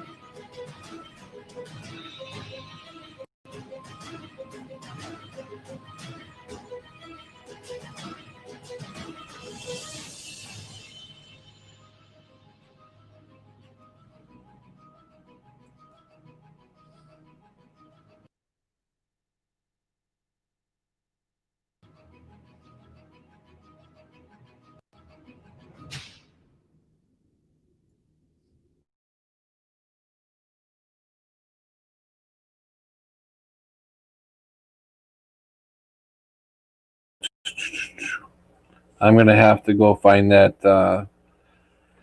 and redo it because I noticed the photo picture wasn't even coming in that good. Hey, Voynich, welcome. Hey, man. I noticed that the picture wasn't coming in, and now the sound wasn't coming in. So I'll redo it later after I talk to these guys. How you doing, Voynich? Okay. I had my second coffee, so I thought I might be awake enough to call in. Yeah. Do you have anything to say about that video I was playing? No, I couldn't see. I couldn't see. It was like it was 19 pixels. Real blurry. Yeah. I tried to fix that. I don't know why it started out good, and then all of a sudden it went to that, and I couldn't figure out why. Yeah. It's like I mean, no matter what, no matter how I try to get the truth out about fucking things, something either goes wrong or I get kicked off. I think it's something to do with your router and your bandwidth. I think that's simply it. It's just I think you just don't. I think you just don't have 2.4 gigahertz. I think you have less than that. That's what I think. Yeah, I don't know. I wish there was a way I could connect to the fucking router, but I can't. I'm doing this like Wi-Fi. You can. You can always do that with your device, especially if it's your own router. But I can't. Listen, I'm not a whiz, but I know I can do it. When I want to find it, I will find it. You know, you can enter your router and do settings in your router. But it's not in my apartment. It's in the downstairs apartment. Ah, okay. Yeah. So it's not your own router. You're sharing the bandwidth. That's the problem. Yeah, it's a bandwidth problem. Definitely. Oh, okay. So how the fuck do I deal with that? I mean, would it be better? You need your own bandwidth, man. You need your own device, your own router. So. Yeah, if you have your own router and your own device, then you can just tap into your router because it recognizes your device. Well, I have a hotspot on my phone. Is that what you call it? Hotspot? Yeah, that functions as a router, but you know it's just a phone, so it's not made for that. Oh, okay. So I don't know how to do it it perform anyway. the task, but you know, just only. I've never used my hotspot before. Probably a better computer would help too, man. It'd probably help. Yeah. Yeah, but it's okay. You know, sometimes it works better than the other day. You know. The audio is good though, man. I saw most of that video, and then it started to go fuzzy afterwards. Yeah. So basically, they were saying. I mean that basically we are right now in a fight of good and evil right now. Yeah. The what do they call it? The wheat. The wheat has has definitely been separated, or is being separated right now. In the Dutch Bible, it says the sheep and the bucks. Yeah. Oh, really? Yeah. Don't worry about it. Just share and talk with us. Went as good as you could hope. So that's something. Yeah. I tried. Yeah, man, I was all right. Yeah. I tried to be humble. Work on your humility. Yeah. I need to sing rock and roll. We're not gonna take it. No, we gonna take it. We're not gonna take it anymore. No, we. I wrote that song when I was a kid. What's that, Voynich? Like I this heard song, you like said we won't go to war. You know, that's also a nice song. But whatever. We better How talk. about It's a the talk song, show. the Vietnam we didn't- song? We didn't We drink burning enough beer. our draft cards down on Main Street. No, we didn't drink enough beer to do karaoke now. Come on. I'm trying to think of that song. It's about Vietnam and about burning their draft cards down on Main Street. And,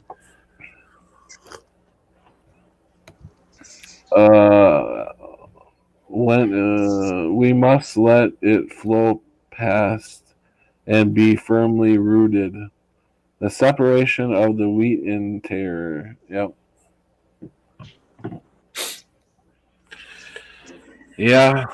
Yeah, that's what's definitely going on, man. I mean, also like in the YouTube community, so to say, and outside of it, I mean, you see it everywhere. Mask, no mask, mask, no vax. People hating on each other, people gossiping on each other. It's weird. And it's really taken up, you know, because it's only going to get worse. And it's even going to get worse. People snitching on each other. Yeah. Hey, he doesn't have his vax. He lives over here. Yeah. Oh yeah. By the way, do I have to be careful with these words, like the codief and the vaccinaties? Like, do I have to be careful with these words, or because I hear on YouTube like nobody is pronouncing them anymore? Like you can't say it. You should say the jab. You should say the. Yeah. I know, because I guess the algorithm picks them up, and then they go through our whole video and they look for shit to. Okay. So I will keep it down then. I will try to keep it down. Yeah, I mean, I fuck up here and there too. Okay. You know, I say Vax or V or yeah. I was thinking about writing it in cursive and just holding a sign up every time I needed to say it, and it would be in cursive, so there's no way AI is going to read that. Yeah. Well, you would think he could read cursive. I don't think so. No, that's why they cut it out of schools, I guess, so the younger people wouldn't be able to read like the Declaration of Independence and the all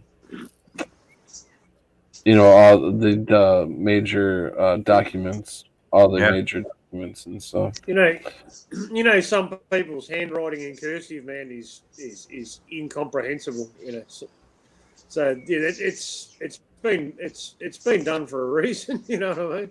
And now they don't teach it at all. So yeah, there's no chance that this generation would ever be able to understand what cursive actually says, man. They couldn't. Oh no, they don't know. They couldn't tell you.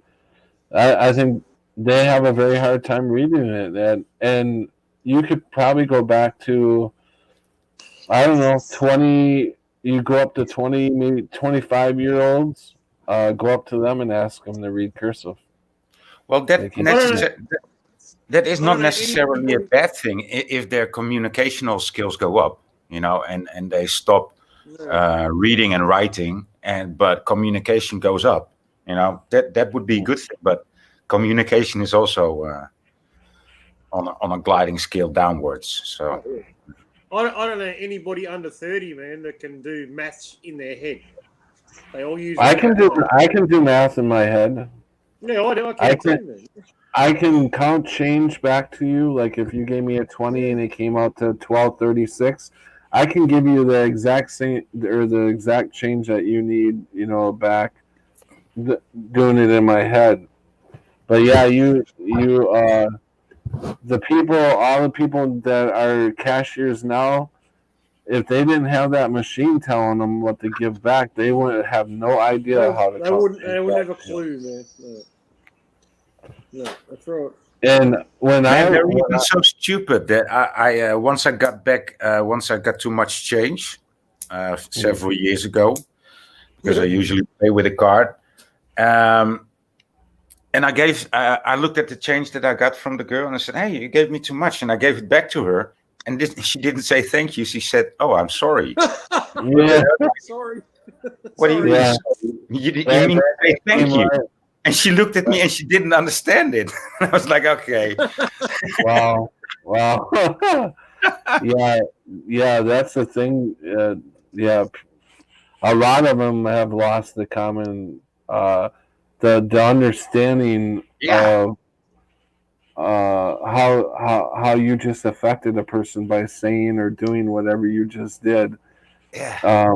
They just can't. Man. I mean, these were basic lessons that we were taught from an early age, man, about how to connect, numbers. It's a 10-base system, all right. So, if you got one, if you got a 1, it's a 9. A 9's the opposite. To end up with a 0. 2's an 8, 3's a 7, 6 is a 4. You know what I mean? It's like. We were programmed. We were trained how to use our brain, man. We're the last, man. We're the last of the people that can think. This is the end. Everybody, probably since 2000, man, that's gone through any educational system, man, has been dumbed down on purpose. So they have to rely on technology, man. That's the way it's been. That's true, and I don't know that many. How do you call them? Millennials. But my nephew, he decided he's also a millennial, and he's not the most educated, but he has a great heart, and he's very sensitive and wise. And he just gave up like all social media at 16 or 17. He said like, no, fuck this Instagram, fuck this. I will only have WhatsApp. Fuck Facebook. And most of his friends did too, but he was like thinking about it. And he was just in this group where that would, they all sort of, well, not all of them, but most of them said, I'm gonna get rid of it too. And it was just their own decision. There was nothing like a trend going on or an action. It was just their decision. And I think, so it's there is some. There are of course, some. There are some. Right? Yeah, there are some. Yeah. I've just had a new guy start working in my company, man, and he's Irish, and I think he's about 20. I'd say 26 maximum, maybe 27. Probably not even that old, man. But he's in his 20s anyway. But he's aware, man. He knows a lot, man. He knows a lot. I talk to him all day, man. And when I'm working with him, when I'm in the factory, he's my offsider, But he's the cool guy. He's spot on, man. He's spot on. He knows 9/11 was a lie, man. He knows the media lies. He knows COVID's fake. He's on the ball. I like Cammy's comment. It's a good thing they are not learning cursive. We have built-in secret language that will baffle the young ones when we need to communicate. Laugh out loud.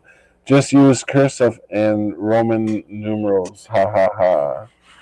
Yeah, that's funny. Yeah. Well, I think the thing with cursive though, man, is like even though we were taught it, I mean, how many of us actually use it anymore? I mean, I stopped using it, man, when I left school, pretty much. I never liked to write cursive. I hated it, and as soon as I changed schools, I started writing in just in capitals. Just capitals, all capitals. And I started in my school there, and I did my first test. And this teacher, he looked at it. He said, "Didn't you learn to write?" I said, yeah, I did, but I don't like that kind of type of writing. He said, well, I will not look at this. You're going to need to have a new handwriting. You're going to have to develop a handwriting because I'm not looking at this.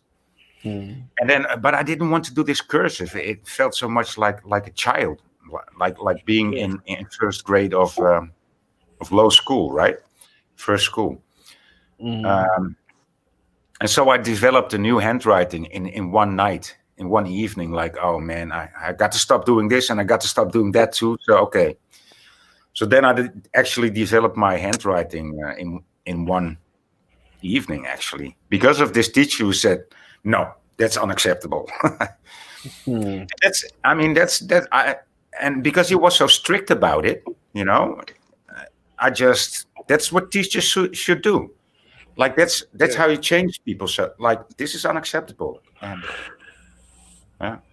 I think I worked hard, man, on writing neatly, so it was 100% legible. All right, because a lot of the letters that I used to write, man, were to try and to try and get leniency on fines and get like agreements happening so you could pay it off over a certain amount of time. I was always helping my ex-partner, man, writing letters for her, you know. And I'm not very literate when it comes to speaking, and people may think that I don't have a much of a vocabulary, and I swear a lot, but when I put pen to paper, man, I'm very articulate and I can communicate very well. You like to express yourself in a clear and decent manner, right? Yeah. I was very good at storytelling and writing poetry, much like you, Voidy, and, you know, songwriting or whatever. You know, I have that ability, but so I make sure that everything I write is legible, man. You know, so it's very neat. And if I have to write a letter, man, it's punctually, you know, correct. You know, and I don't use cursive. Yeah, I was at this issue with it with my boss, and I'll be right back, guys. And he said to me about writing, you know, expressing yourself.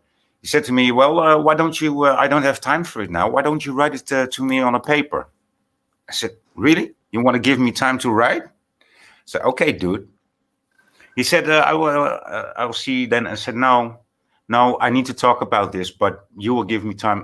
When do you have time?" He said, "Well, in a week from now." I said, "Okay, I'm not going to work for you. I will see you next week."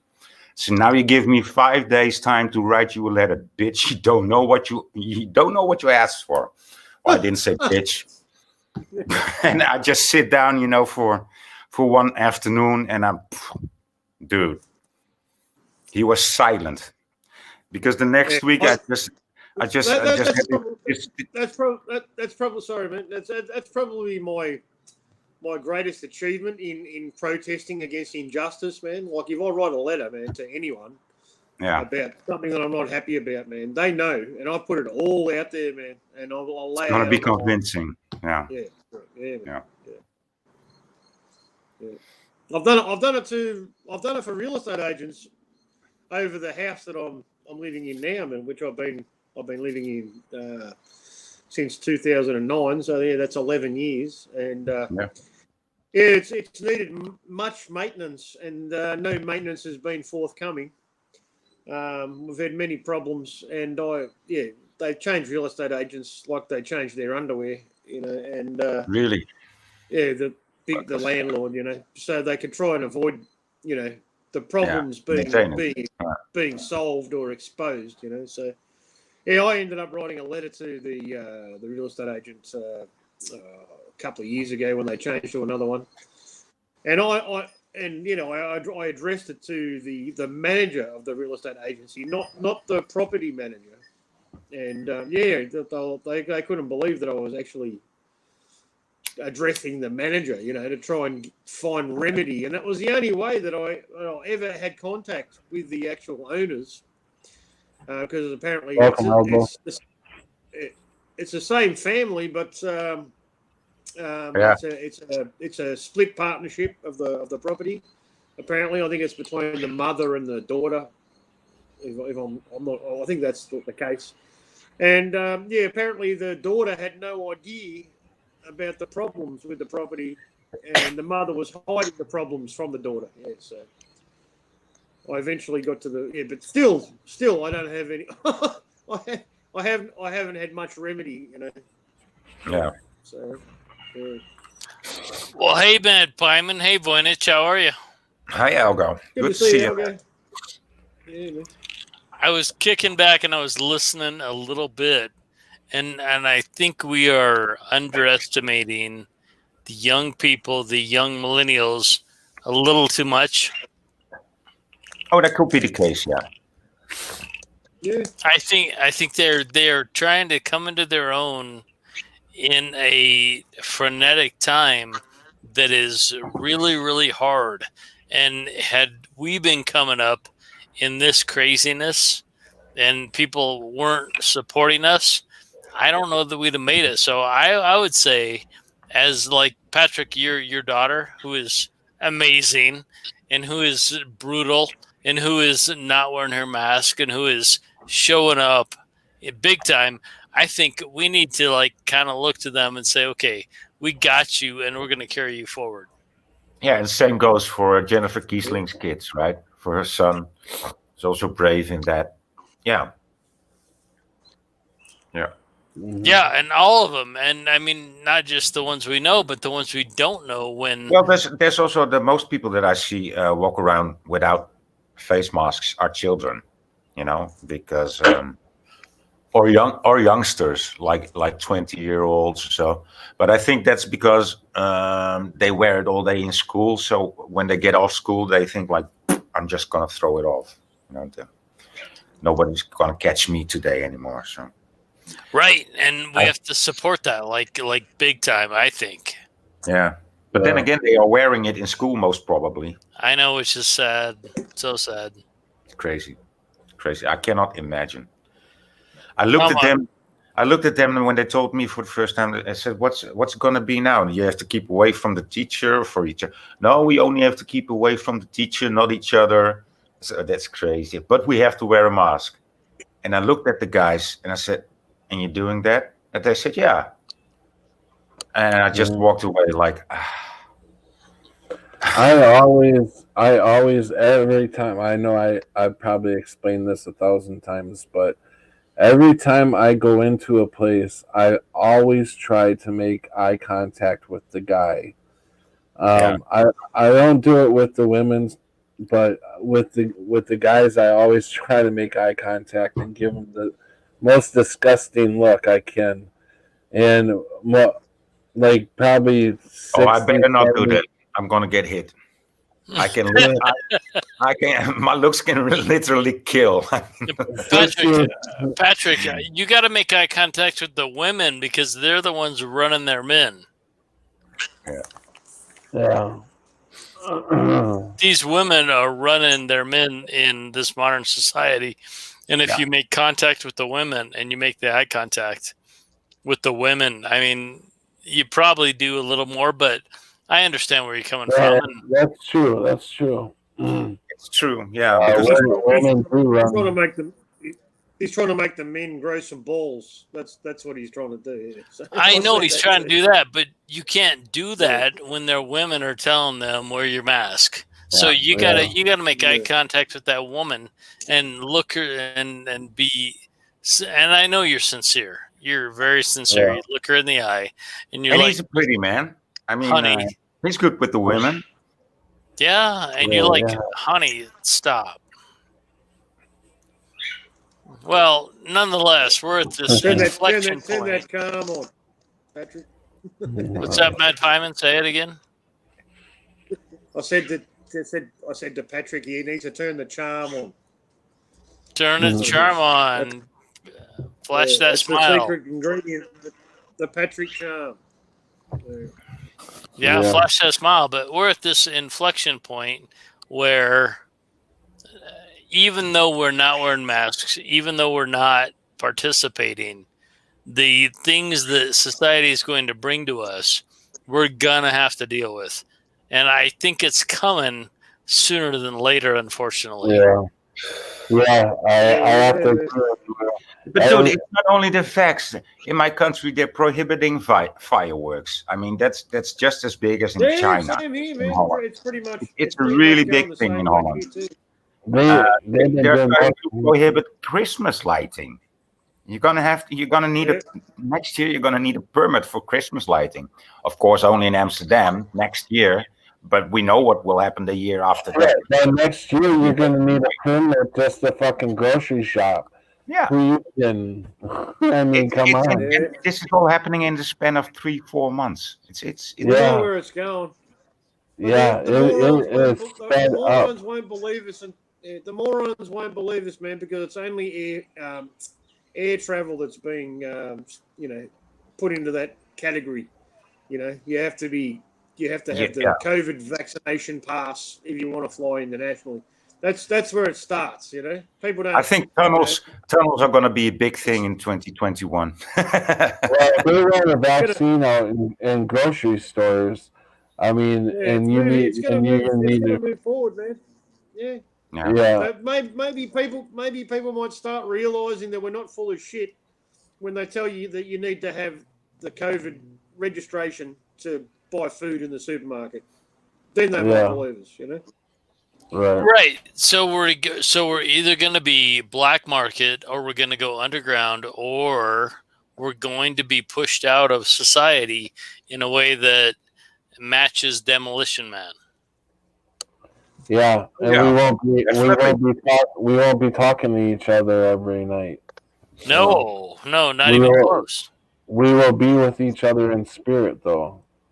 So remember that you're not fighting this alone. When you need to make your stand, you're not alone. We are with you, and I know you guys are all with me.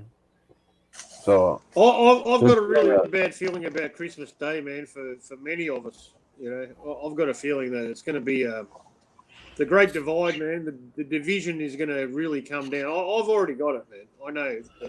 Anytime I try to talk about truth with my sister and my brother-in-law, her husband. It's never ended well, man. And that was just trying to explain 9/11. But I mean, we're to the point where if you believe, you believe. If you don't, you don't. But this is where all Christians who say they've been saying for the last 50 years or however they've been alive, I will never take the mark of the beast. Well, I think the time is here, and it's put up or shut up right now, and that's what it's going to come. It's coming. But people that aren't religious and don't classify themselves as Christians, man, they'll just see that as until it's in their face, until they have to deal with it, man, they won't believe it, But I think the supermarket thing, man, that's coming, and people, they won't be able to avoid it, man. It's unavoidable. Right, Matt Byman, I'm wondering, what do you think of the conjunction on the 21st? Do you know about that? Yeah, the planetary alignments between Saturn Allegedly and Saturn and yeah. What do you think of that? Yeah, well, it's timed perfectly, isn't it? Because everything's happening at exactly beforehand. Like the powers that be, the New World Order, or whatever you want to call them, they're trying to rush everything through before that timeline. So it definitely has significance, and we know they plan everything by the stars. Anyone who's done any research, man, will understand that. So what's going on the 21st? So Patrick, the sky clock, Saturn and Jupiter are going to be within 1% of each other, 1 degree of each other in the sky as they do this conjunction, and it only happens every 486 years. So is that the thing we were talking about the last time it happened was when Christ was born? No. That was 486. 3 stars. There was a similar thing though. Yeah, it was a similar, but it was an even brighter. Oh yeah, I'm sure it did happen then as well. Yeah. What 1486 won it? 1486. Hey, but do you also know in which zodiac sign they congregate? You know, good question. Go. I don't know. Oh, I don't either. It was a question because I didn't look into it. But whatever the nonsensical zodiac sign, when these people worship this thing called Saturn or Satan, and probably the stars in the sky are actually celestial beings as opposed to balls of gas, probably. Yes. Yeah. We have this alleged conjunction on the 21st of December, right when all this nonsense is coming in place. I'll tell you what, pull on your boots, make sure you've got your arms, your powders dry, because I kind of think that the shit is coming down. Oh, I can see it here. Remember fallen angels? Oh, I can see it here. It's Jupiter and Saturn. They are already aligned with Pluto at the moment, and it is in how do you call this in English? Boogschutter. The one that shoots the arrow, Sagittarius. Yes, Sagittarius. It's in Sagittarius or in Capricorn. Well, Sagittarius is the time of year, yeah, and Capricorn's next. Yeah, absolutely. So that's where they are now, and they're all three of them are just in line. Pluto, Jupiter, and Saturn at the moment, completely lined up. And if you are a globe believer, you think they're just planets lining up. And if you're maybe not a globe believer, you believe they are spiritual beings lining up, like Saturn being the Satan kind of figure in our realm. And if they're lining up, and we're going to have vaccines coming up, and we're going to have one world currency and a social credit score system, I'll tell you what, get ready, folks. Yeah. That's all I can say. Make sure your ass is in the right place. Because if you have a social credit score and you have a stream like this, you lost 5 points. Well, I'm sure I lost a lot more than that. I'm sure I lost my daily my daily or more food rations. Yeah, and Voynich, if you're here with me, and Mad Pyman is here with me too, on this stream, we lost our social credit score because we are subversive and we are against the narrative. Yeah. Yeah, it's coming and it's really close. It's like within a year. Within a year, buddy. I'd say within a month. The vaccines, but what you think it's all coming within the month? Of it is coming so fast. They're vaccinating people in the UK today as we speak. Yeah, that's right. You are right. You're right. They are really fucking moving fast with this shit. Before they said we weren't supposed to get it till March, and then they switched it to January, and then they switched it to next week, and then they switched it to tomorrow. I'm not sure exactly when they start vaccinating people in the United States, but it's real quick here. United States, probably about a week. Go ahead, Matt Pyman. Say again, Matt Pyman. I heard 2 weeks for America, man, from now. So yeah. Yeah, probably. And the UK is this week, like tomorrow. Yeah, it's happening now, man. Yeah, it started yesterday. Yeah, basically. Yeah. Right. Yesterday for you, today for us. Yeah. And the ramifications of the control grid, that's the big thing. I mean, people may think a vaccine is one thing, and none of us get out of here alive, so we die, but the of the social credit score / vaccination monitoring / cashless society / that's the big deal. / take the back. We know where it's going. Man. Yeah. / take the vax, and then you have all of creation taken out of your body. Right. Of where Well, you came from. The point, yeah, the major point, man, that most people don't seem to comprehend that actually believe that it's a good thing, is that if it changes your DNA and you fail to be a human being anymore, then if you're not a human being, you have no human rights. Correct. So that's the trap, man. You know, once By that law, happens and by you're not- law, you have yeah, no human by rights. law, legally, yeah, Right. yeah, man, that's right. So don't, at that point, you lose your free will. Yes. Yeah. That could come in handy. Yeah. Come in handy for them, absolutely, Yeah. Bornich. But so, I like sorry where for you you. are, you're in Denmark, and how close is it to being Holland? I'm sorry. How close is it to being mandatory for you? Well, there's quite some resistance in my country too, against the vaccines and against 5G, but it's all very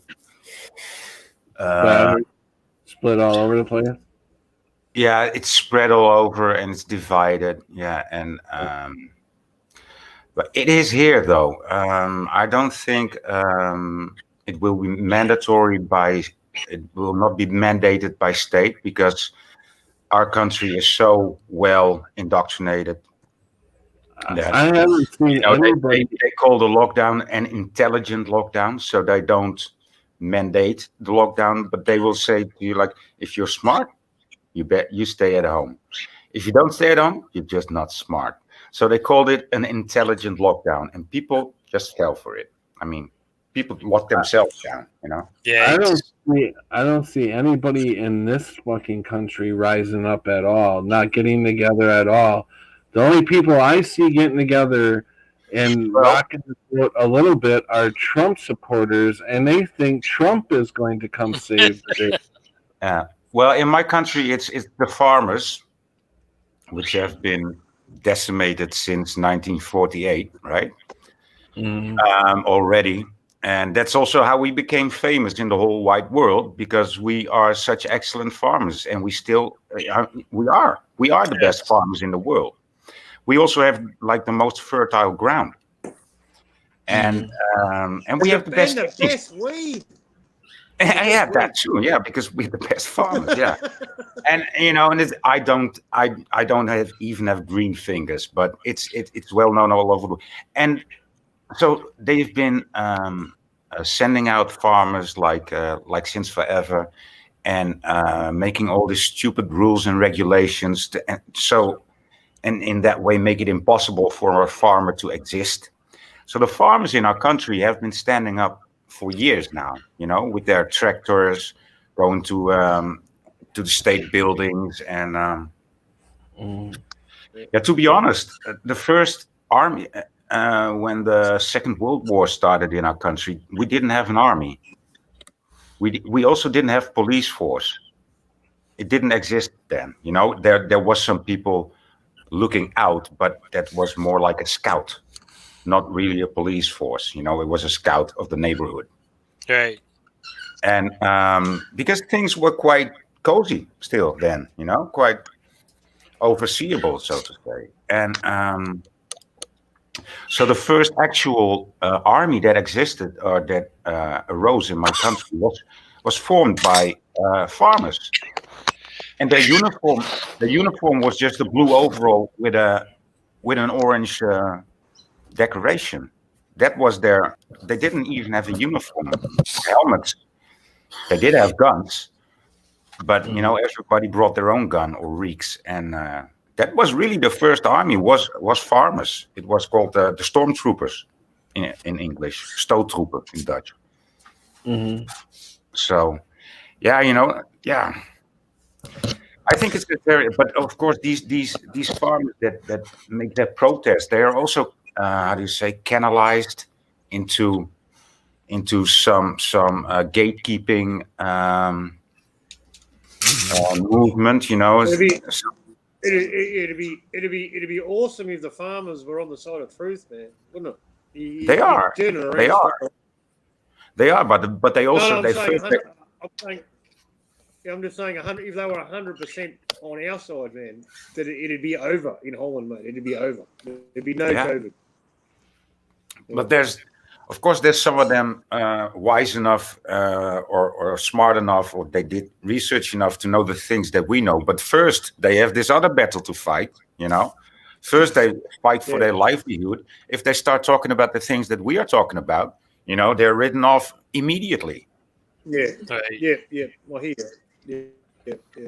So they're in a position that they cannot even talk about that because they would be considered like idiots. Then they have like, you don't, then you protest the regulations and you're an idiot. Oh, now you really need psychological help. It's So the swamp runs real deep over there. They've got some real power though, man. Like they can. Oh, yeah, they they do. They can shut it all. Yeah. They can shut it all down, mate. Yeah. But you can't shut it down if you're a farmer. But you can't shut it down if you're BLM. If you're BLM and you want to protest, you get protection by the police. But if you're a fucking farmer and you actually produce shit for people to eat, man. Well, yeah. That's because we're in a fallen world. That's why. So upside down. Our farmers are bitches, man. All our farmers, man, they've relied on the duopoly of the two supermarket chains that actually run the country. They run the price of fuel. They control the price of but petrol. Of course, the same system runs it here, man. Yeah. Yeah, and every farmer, man, every farmer is a bitch to those supermarket chains, man. Yeah. They all work for them, man. Yeah, same here. Yeah. Sucks, man. Well, it does, and we're going to come down to this place where when they put in the controls of the social credit score system in the cashless society, that if they're in that, they're fine, and if they're out of that, like Voynich, Mad Pieman, Patrick, myself, we'll be out of that system and we'll be underground, and it's going to be hard, and it's going to be challenging. But what I would say is, if we are still on the side of right, if we're still on the side of liberty and your God-given free will, then in the big picture, you're doing fine. Yeah. It's still going to suck. Yeah, it's going to suck. But I think what I was thinking about before and what I was trying to say before was that I think if the powers that be, the people that are controlling, the system, if there's enough people, I mean, it probably wouldn't take that much, and there is an awakening happening, and that's why the system is trying to bring in all of this new world order bullshit before the alignment of the planets, because once that happens, there will be an awakening, and people will see what's going on. But they're trying to, they're trying to get in, early to counteract that spiritual awakening that's definitely bound to happen. But what I have to say, man, is that I have hope. The only hope that I do have, all right, is that people who still trust the system, who still believe and they still trust and they think vaccines are going to save them, all right, they still believe it's only international travel by plane that is going to be restricted at the moment, all right? But once it rolls out to the supermarkets, to the petrol, the gas stations, to the pharmacies, to everything, man. Once they realise, once it gets to that tipping point, man, it's over for the system. That's my hope, man. That enough people realise what's going on, and they go, hang on. Those crazy people were right, man. And it's not a good thing, but. If everybody's vaccinated by that point, it won't matter, though, will it? So, yeah. No, it won't matter, and I hope you're right. See it when it comes to that point, but if it, as you said, if it comes to that point, it's too late. It's beyond that. It's too late, and I kind of think that conjunction on the 21st of December, where Saturn and Jupiter are going to align, I think that is a spiritual tipping point to where it's like our last chance is at that point. Yeah, I believe that. And it's a make or break kind of deal. And I'm fine either way. Yeah. Honest to God, I'm fine either way. I will leave this body. They will take me out. We'll find a way, man. Yeah, we'll find a way. Yeah, I mean, they will take me out of this body one way or the other. Wouldn't it be better, man, if it actually comes to, the finality of this existence in a human mortal shell, all right, if it actually comes down to that, I mean, would you rather die, or would you rather live on your knees forever? I would rather, I will fight for it, as would the three of you, and we understand that we're not going to go quietly into the good night. Nope. We're not going to go quietly without a fight, and I think Patrick Voynich, Mad Pieman, especially Patrick and Voynich, because you guys produce content on your channel, you actually give a shit about humanity, and so do I.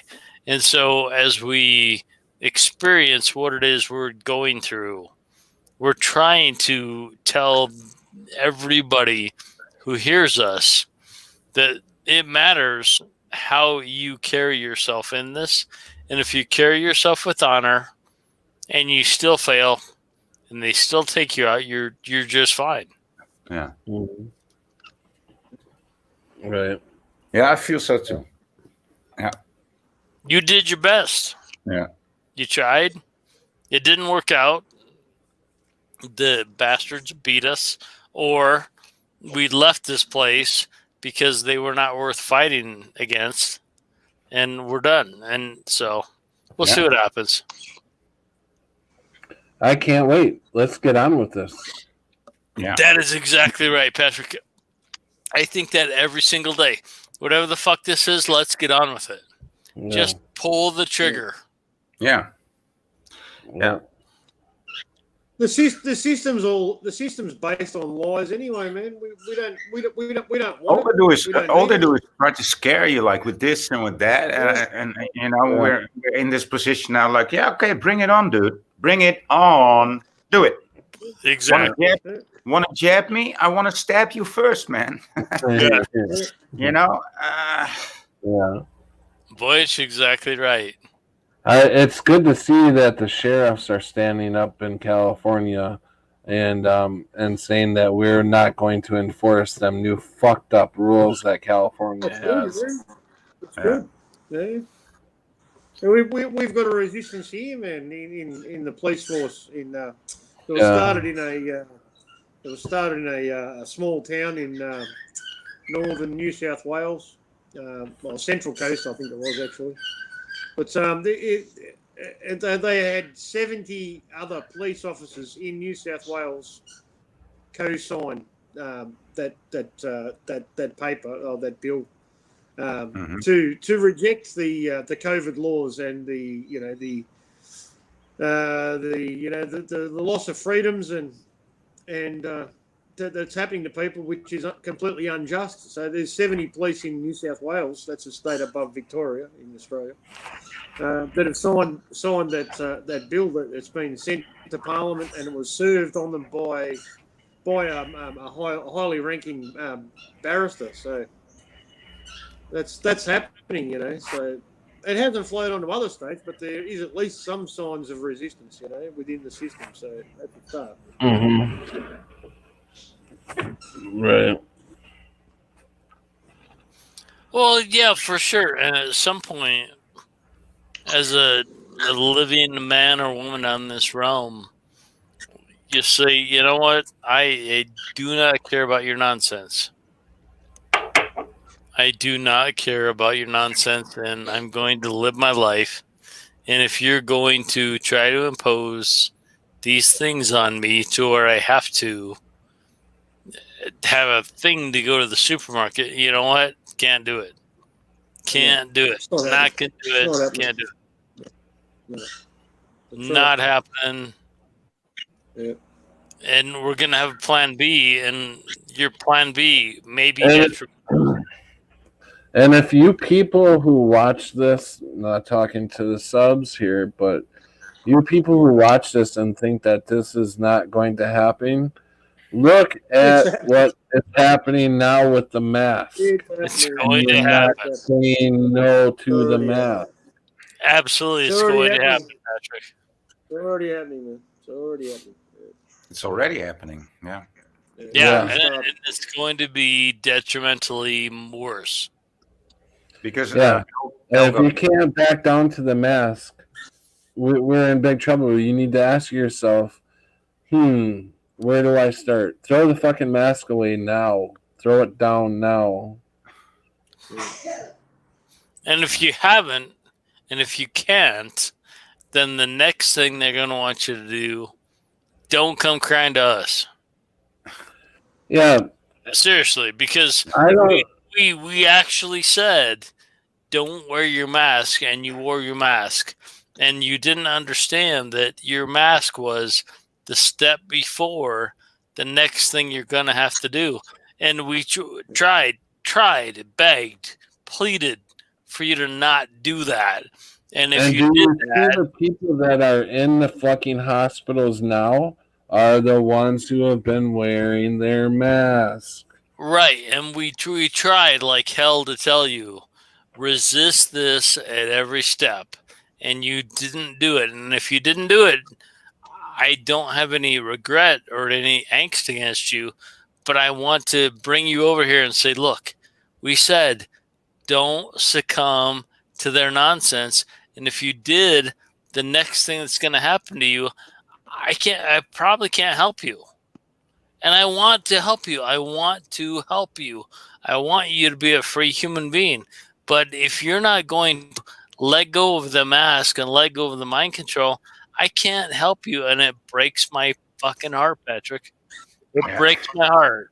It does. And Aldo, I gotta tell you, we need to see your face pretty damn soon. You don't. He's Batman. You don't. telling us not to wear the mask. Telling us not to wear the mask. Look at it. No, that's what these Oh, you people. need a mask algorithm. That's what these people that come across this station that see this. That's what they're gonna say is why aren't you showing your face? You know. Who my face But is? I'm just- No, seriously. Who I am doesn't matter. What I have Yeah. to say matters. Yeah. Right. Oh, totally I right. hate you, man. You don't But- have We gotta make a comeback for each. Like, I'm playing the guy who is wearing the mask. You know, so that's what your comeback is, and I agree with your comeback. So I mean that's a good comeback. I'm just saying that's probably what people will say is, you know, Well, hey, living in the you system, got a so- Batman, mask. Oh, it's just an living in icon. the- It's just an icon that he chose. Come on. It's just Yeah. Well, Elgo Oh, is no, Elgo. no, I'm not attacking you, Elgo. Oh, I okay. love you. You know that. No, I'm not attacking Elgo. You mean like how people could look at it? Yeah, no, that's exactly what I'm saying. That's not. exactly what I'm saying. Is I'm At playing this, I'm Yeah. playing the point, guy that's going to come along later and see this live stream, and Doesn't matter. he's the guy that's been wearing the mask, and he's going, well, I'm sure that's what they're saying, so I'm not attacking him at all. He's my best buddy, one of my best oh, we friends love on here. Elgo, man. Yeah, I got no doubt he's a real person, man. Anybody with half. I love all you guys, but I Anyone with know more than Elgo. half a brain cell can work it out, That's the man. He's a real difference. person. that's the difference. Is I know Algo. I know that I can take his word for what he says, but the average yeah. person that comes through here, Well, they all don't. they have to do is a little bit of research, man, and they'll find out that he's, a genuine, heartfelt, real person, man. He just wants to protect his identity, man, and that's all right. Go look at his channel though. He's got a lot of content up. So if you want to get to know the guy, go to his channel. Check it out, man. That's right. So that being said, I will tell you, it is not the reason I never show my face on YouTube is because my face doesn't matter. It doesn't matter what I look like. No. It doesn't matter. And if it matters to a person what I look like, then they understand what it is I'm trying to share with them. Right. There's always I've heard you actually say that in your own stream. Yeah. Absolutely. You bare your soul when you talk, man. You don't have to show your face, man. So yeah, that's all. Well, yeah, thank you, Mad Pieman. That's awesome for you to say that, but true. But if somebody needs to see me, they can go to LinkedIn and they can find me like in a heartbeat.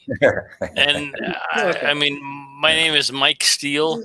You can find me in LinkedIn. There you go.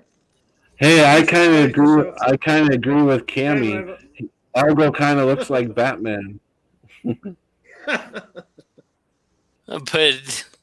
the point that I think is humanity is going to be dealing with a harsh reality as we move forward, and we're going to be put into this cashless society, this social credit system score in a dramatic way. And if we accept it, talking about it. I know, Matt Pieman, me too. But Algo, you shouldn't lie. I looked it up on LinkedIn, and your name is. Oh fuck! Now it shoots me. Bruce Wayne. It's Bruce Wayne. That's your actual You're name. right. Yeah. It is Bruce Wayne. It's Bruce Wayne, not Mike Steele. It's Bruce Wayne, guys. Bruce Wayne on LinkedIn. If we're going with the nonsense of a cashless society and a social credit score, then we're fucked. And if we're going to allow the banking system to run our lives and our children's lives and our children's lives, then, why are we even doing this? We're just having a cool conversation and we're just bullshitting each other about how powerful we are. But if we're going to allow them to do that, and I think most of us are in a position where we say, no, thank you. We ain't doing it. Mm-hmm. I think most people, man, who care enough to be here and communicate with other like-minded people, we are conscious of our own mortality, and we already understand that we're past the halfway point. I'd say 99% of the people who converse on here and communicate with each other, we're aware of our mortality, and we're not worried about it. We're here for the future. We're here for the future of humanity. Correct. And we're not interested in our own self-interest. It's not what we're not here. at all. That's not. Right. Yeah. Exactly, Matt Pieman. And Voynich, you, in your infinite wisdom about the way you see the world, would be a great way to rewrite the world. But you are here because you give a shit about the generations coming behind us. Oh yeah, I do. Yeah. And the great thing is they also care about me and the things that I do. Even if they aren't your blood, right? Yeah, because you've seen this video I made. That's what I'm talking about when I do some chalking on the streets. That's what I'm talking about. That's what I'm talking about, man. Yeah. And I do this chalking on the streets, and these kids come watching, and they like it, and they follow me later on and do some other chalking. And one of these kids I met him in the supermarket, and he looked at me and said, "Hey, are you the guy who did that chalking, the other day?" I said, "Yeah, that was me." He said, "Oh." I said, "Did you like it?" He said, "Yeah." And then he looked at me like with this twinkle in his eyes, like, "When you gonna do it again, sir?" He looked like, when you gonna do it again? Like, oh, man, that just makes my day. Yes, and this tide against humanity is turning in such a quick way that I kind of think we're not going to catch it. It's going to overwhelm us. We're going to be in that place where if you don't agree, you're going to be the outcast. If you don't take the tattoo, you're going to be on the outcast. Probably. But in spite of that, we don't have to comply, and we'll be fine. I could see us in the very near future, within months probably. We're going to be on friends' computers going, "Hey guys, I'm still around," trying to keep messages through our friends, whatever friend's brave enough to let us on for a split second You or could whatever. you could be right, Patrick. Yeah, I think you're probably not far off the mark, mate. Yeah, That's what Patrick, all you're probably exactly blackballed. right. We're all blackballed, mate, and we've been kicked off, mate. Yeah, I can see that happening. We'll probably have enough time to say real quick, this is what's going on with me, but I'm okay. I want to hear from the rest of you guys. Get out there somehow, and somehow we get our messages through. Yes. But the weirder things will get, the more miracles will appear too. So we don't know. Right. I really believe that too. I believe in miracles. How much? Just as a general question about future communications, how much faith do any of you hold in ulterior websites for social media? Oh, none. I just truly believe in God. God will take care of me. God will give me the information I need. So I really have no worries. I'm just curious to what people think about Mad Pieman, websites, or D-Live, all these other sites. Do people really hold hope in these alternatives for social media once Google controls everything, right?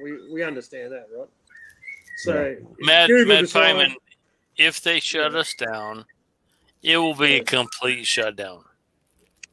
Yeah. There'll be no way for me to find you.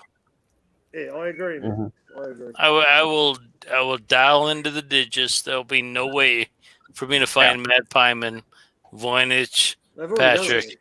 Yeah, they've already done it, man, because they hide everybody. They hide us all. Of course, they just switch off your phone. They just switch off your phone. No way for me to find you. Yeah, Voynich absolutely will switch it off. Right. I believe if you're meant to get a message from somebody, then God has made that happen. Well, yeah, Patrick, could be, but I would say at this place in our development, God is looking at us and saying, "You guys have fucked this up beyond repair, and I am out. You're on your own. Yeah, I am not touching it. You guys, I gotta take care of business elsewhere." Oh, yes. I think you're on your own. I think you're on your own now. Yeah. Yeah, I do believe that Nachiketo was on here yesterday, and the idea that he had, man, was to create websites, your own website, and I think that's possibly the only future for communication going forward. That'll be it, mate. Yeah. His personal website. Yeah, but we're looking at far greater measures that they are taking, right? I mean, they're just taking out all dissidents, all dissidents, actually. Oh, Right. yeah, So yeah, yeah, but if they're going to bounce you off of YouTube, do you think having an individual website is going to allow you the communication? I would say no. Yeah, I don't think it's a permanent solution, man. But I think it's a temporary one for a while. It is. Anyway. It is. Yeah. Matt Pyman, it absolutely is. And if you have the $29 to have a website, you can possibly connect with people. But I kind of think that as we move through this beast system, it's probably not going to allow for any kind of interpersonal communication. Yeah. That's right. It's their system, man. It's not ours. That's right. Just my opinion, right? It's their system. Yeah. What do you say, Patrick? I say they're going to be plucking us out one by one.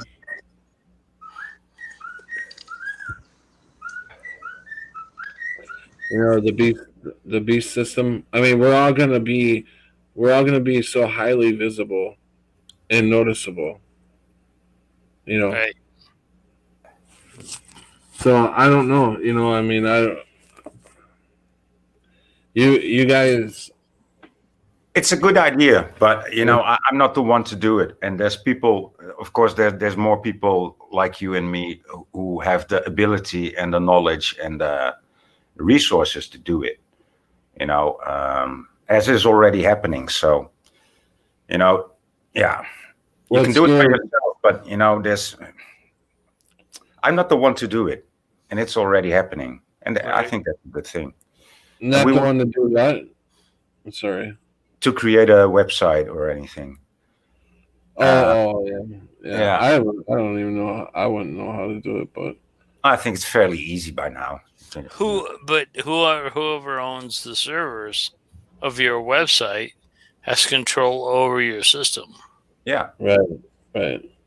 So we'll see. I mean, and irrespective of that, in the meantime, we are here now tonight, and we get to connect, and we get to warn each other of the nonsense that's probably going to happen. And we get to have a warning of some preparations of what we can do and what we can't do. And however it plays out, you know what? That's however it plays out.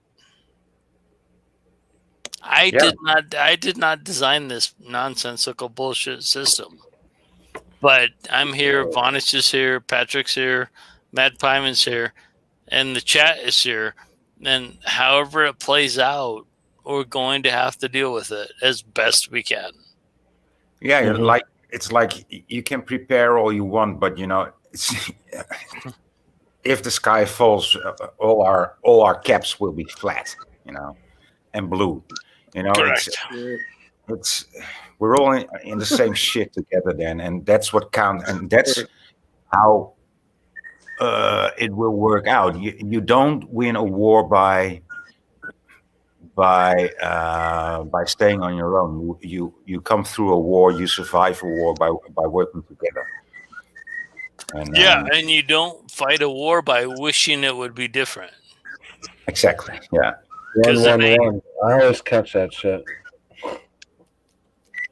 I always see 111, 333, and 444s all the time, and it's really weird how I catch this stuff. I was just looking at. It's 911 upside down here. 911. I was just looking at Cammy's comment, and the 111 just jumped out at me, and I'm like, does it really say 111? And I looked at my phone, 111. I'm like, yeah, 111. It's so weird how these numbers. I have no idea what they mean. I mean, I look them up, but I mean, they just say the same mumbo jumbo. How can they know, right? Right. Yeah. Tony Starmer is in the chat, so yeah. Forget about it. He's a funny Yeah. guy. Michael, Tony, Tony is in the chat. I kicked his ass for 5 minutes. I guess. And then somebody told me that it's not the real one. So, okay. It's not real. Come on. It's not the real Tony. No. And Nikias. Nikias. I always have a problem. Nayikas. It's the Nayikas. It's not Nakias. It's Nayikas. Naika. I gotta come up with a fucking nickname for Naika. That's an Indian, right? Indian name? Yeah, but she's not Indian. It's just the Nikias. But anyway, I would say as the four of us and the chat of us, the 15 of us who are here, we're going to have to navigate a nonsensical beast system in spite of everything we ever knew growing up. It's going to be totally foreign from everything we ever thought, from everything we ever wanted, from everything we ever expected, and we're still going to have to navigate it. And the only way we can do that is to do it together. Yeah. The only way forward, man, in the short term is to use cash until it doesn't exist anymore and we can't use it. But before we get to that point, we have to be connected with other people, other like-minded people that are willing to trade and barter and communicate and network with each other, man, to survive into the future without the system, you know, because Exactly. Before long, there won't be any cash, man. So yeah, when that happens, we want to be prepared. Otherwise, it's all over. Oh my god. Tony says, Voynich, why did Jews kick me right in the old cannolis there? The cannolis. It's always a cannolis. Why did you kick me? I didn't know it was phony Starner. I don't know. What? I didn't know it was phony Starner. Yeah, it's phony, phony Tony. It's not the real Tony. He's a funny guy. This guy. He's a wise guy. If you know what. Dude, I've been studying this the real Starner channel. Wow. I can't even listen. If I hear his voice, man, it makes me physically sick. It makes me ill. Yeah, me too. When I listen to it for an hour, it makes me physically ill too. So I turn it off, and I also look in the chat because there's people that I know there, right? Hey, I know, it's sad. I think it's very interesting to see what's happening there, and the people that stick together and they're all hating on each other too, and hating on everything they can hate on. It's really and blessing each other and citing the Bible in between. And burning fires, never a heart, only fire and sparks and as emojis. And I'm thinking like, wow, and these people, and they bless themselves, and they're the best. Everywhere there's lies, and everywhere there's pedophiles, and everywhere there's and they're the only thing that's virtuous, and it's really very interesting to see. There's such a term, man, as righteous. Hard to hear you over the bird. Yeah, I know. Sorry. Your bird is very active. Yeah, I know. There's such a thing as righteous indignation, man. All right, so yeah, there is a time and a place. There is a time and a place for it, man. When you can pay out on someone and use anger or whatever you want to call it, not necessarily anger, but having a reason to be upset and to focus your energy to dispel a lie or for any purpose, man. It's justified, all right. But this is just pure hate and vitriol. That's all that this guy puts out, man. He has no righteousness in his heart.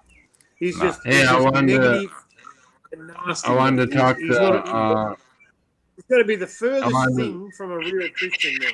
The furthest. Yeah. Yeah. I wanted to talk to Algo here for a minute. I have been researching the remnant.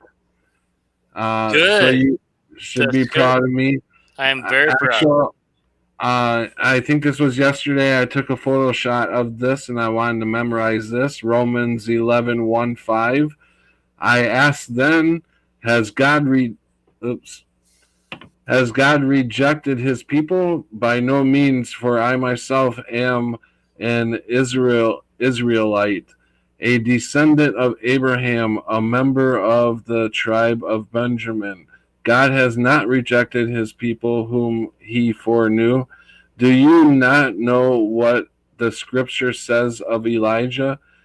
How he appeals to God against Israel? Lord, they have killed your prophets. They have demolished your altars, and I alone am left, and they seek my life. But what is God's reply to him? I have kept for myself 7,000 men who have not bowed and knee to Baal. So too at the present time there is a remnant chosen by grace. Awesome scripture. Well, I like that. I would say correct, and I would say if you understand in your heart of hearts, in your soul being, that what they're doing is complete nonsense, it's complete devastation to humanity, it is contrary to what men and women are supposed to be living like, then you are that remnant. You are that 7,000. One of you, Patrick, especially you, Pat, are one of them. And Voynich is that, and Matt Pyman is one of them too.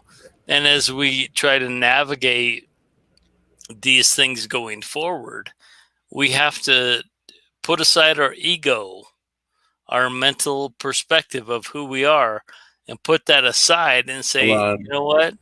I am These actually that remnant person. And it's not an easy thing to do. I mean, you got to give up your money. You have to give up your status. You have to give up your titles. But if you're willing to do that, then Creator God will guide you to be in a stupid chat on a Tuesday night. Yeah. Here You and have now. to- you have to be mocked. You have to be laughed at. You told probably that- will be. Yeah, you probably will be. Yeah. Oh, I'm sure them people at the hospital were having a good laugh about me. They loved you. They loved not mocking you. And they Mhm. don't even know why. And they since when I go into a place of business without a mask, and a little guy gives me shit, he doesn't even know why he's berating me. He has no Mhm. idea. It's not like he thought he was gonna serve me something. Something inside of him, his darker angel said, I'm gonna fight this guy. And I would not let that happen. And I am not a Christian, as they say, but I do understand that the teaching of the remnant is probably a true thing given where we are now. Mm-hmm. And I can kind of see it unfolding, and I can see that if there's a man named Voyage and there's a man named Mad Pyman who is willing to step up, be here tonight, and share their truth, they are part of that, Mm-hmm. right? Oh, most definitely. And you're included. Yeah. Well, yeah, I know I am, but I mean, I know I'm saying you are, Patrick, in a way that you didn't even know what that was until a few days ago. Right. Right. And when you take your daughter to the store and you guys have a blast, you just have joy in going to a store, and your daughter says, well, shit, I don't have to wear a mask. I'm fine. And she has that life inside of her, that fundamental exhilaration of life inside of her. Going into a store without a mask is beautiful, but it shouldn't have to be that way, but that's where we are. We're at that dark time right now to where if you can walk into a store without a mask and you can give somebody else a smile and a wink, then you're on the right side of things, my friends. Yeah, when I walked into a gas station tonight, I was sitting in the car and I was messing with my phone. I seen this guy pull up. He gets out, and as he's walking in, he's putting that mask on. And I'm just like, shaking your head. I know, you're like, you dumb son of a bitch. It's crazy. It's crazy. It's crazy. Yeah. And if you're here living now without a mask, you are probably one of the remnant that the Bible speaks of. And I can't say it any more clearly or any more times. I mean, how can I reiterate that more times? If you're not willing to succumb to the beast system of the mask / the vaccination / the cashless society / the social credit system, if you're not going to do that, then you're on God's side. God's side? Right. God is on your side. Yeah, and I just thought I'd bring that up that you had mentioned it, and I had been studying it. I'm watching videos of speakers who talk about it. Yeah. And stuff. I find it very, very interesting. Matter of fact, it's getting me more into the Bible. Does it resonate, Patrick? Yeah. Yeah, I felt it all my life. Right. I was always, against the system. Right, and if it resonates with your soul, if there's something in there that resonates with your soul that says, wait a minute, I knew this, and I knew they were tricking me the entire fucking time I've been alive, and I can see through it, then amen, brother. And I don't mean that in a Christian way. I mean that in a human way. Right. Yeah. What's crazy to me, the weird thing is I always, since I was a kid, and I've said this before, since I was a kid, I always knew I was going to be here in end times and live through it. That I was never going to... Yeah, that I was never going to die. I always knew that I was never going to die. Right. It's weird. And so here you are. I've always had that feeling too, man. Yeah, I just wish I wasn't in so much pain. Well, pain is relative, right? So yeah. To where pain is what we can tolerate in our physical bodies, but if you always knew you were going to time, and here you are now in this time, and I say that again, literally in this time, then you know this is what you were built for. This is what Voyage was designed for. Mad Pieman was designed for this time.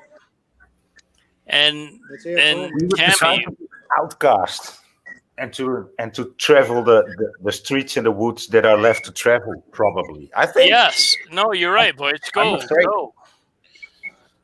Absolutely. I'm not looking forward to it, but I've always known that that's gonna be up one day, and not because I always knew I'm gonna be a drifter, a homeless one. Yeah. Because it's gonna be like that. I'm ready there, man. I'm ready there. Correct. I'm ready to Yeah. go live in I'm ready And to go Mad live in a Pieman is cabin in the exactly woods, the same thing. And And we're that hot at the shower in the morning is beautiful. But we know that is not our saving grace. And I would say the people in the chat right now, Tony, Benakias, Robin, you guys know the same thing for yourselves, or else you wouldn't be here. We literally are the remnant of Christ. And Yeah, Tony, man. Yep.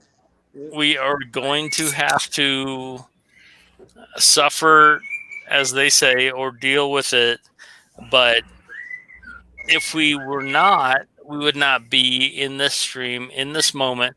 And Patrick and I have very small channels.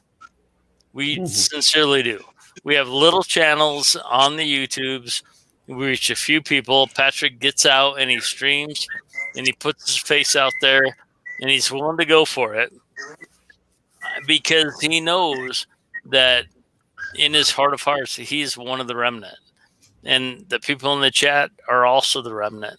And Mad Pyman and Voynich and myself, I know we are too. And it's going to, as we progress through the cashless society, through the Western nations, and the digital currency and the blockchain bullshit they're trying to do, we're going to suffer. But we're going to be fine. We're going to be fine. Yeah. We're blessed and protected. Agreed. And since I knew that, since I really knew that, since I got that realization, I was never attacked as much as, I mean, it was literally the day that I realized that I was taught that, by higher spirit. Yep. And literally since that day, I got like, all this trouble with police in the neighborhood for literally nothing, Right. And they kind of ignore you, don't they? No, it was like I actually had the feeling like all alarm bells in hell went off. Like, fuck, he knows now. Now we must let all demons loose on him. I sort of felt it like that. And what happened? Well, did they get you? No, but they're constantly chasing me, and now they are. Yeah, they also get me, and then they just lock me up and come up with some bullshit.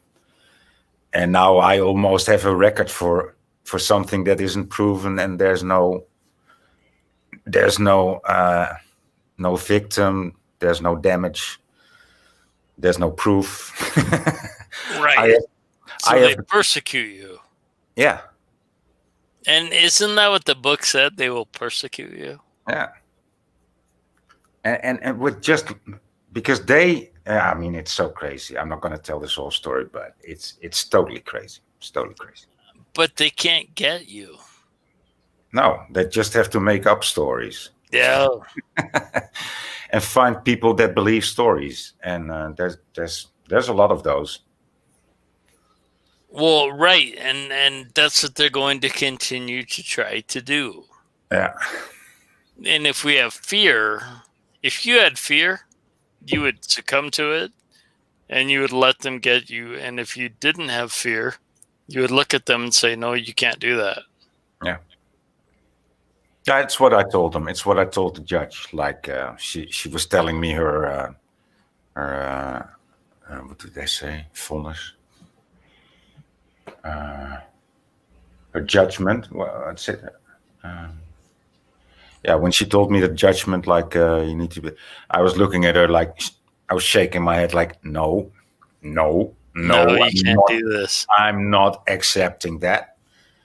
And she said, yeah, you're going to get a fine and you must work for 30 hours. And if you do it the next 2 years, you're going to need to work another 30 hours. It's no. And then I looked at my lawyer like, wow, what the fuck did you do on me, dude? He just betrayed me. It was really crazy. Right. So I walked out, and now I said, we're going to appeal this. He said, well, I don't know if that's possible. I said, okay, you know what, dear Mr. Lawyer, I will talk to you tomorrow. I think I said to him, I'm a bit too emotional now to speak to you. And he said, no, stay. I said, no, can't you see I'm too emotional? And then within 30 seconds, he said, "Yeah, you're too emotional. You better go." I said, "Yeah, right, dude." So I couldn't say it, but when you say it, it goes, right? So the next day, I had somebody else call. I said, "I cannot speak to this motherfucker anymore.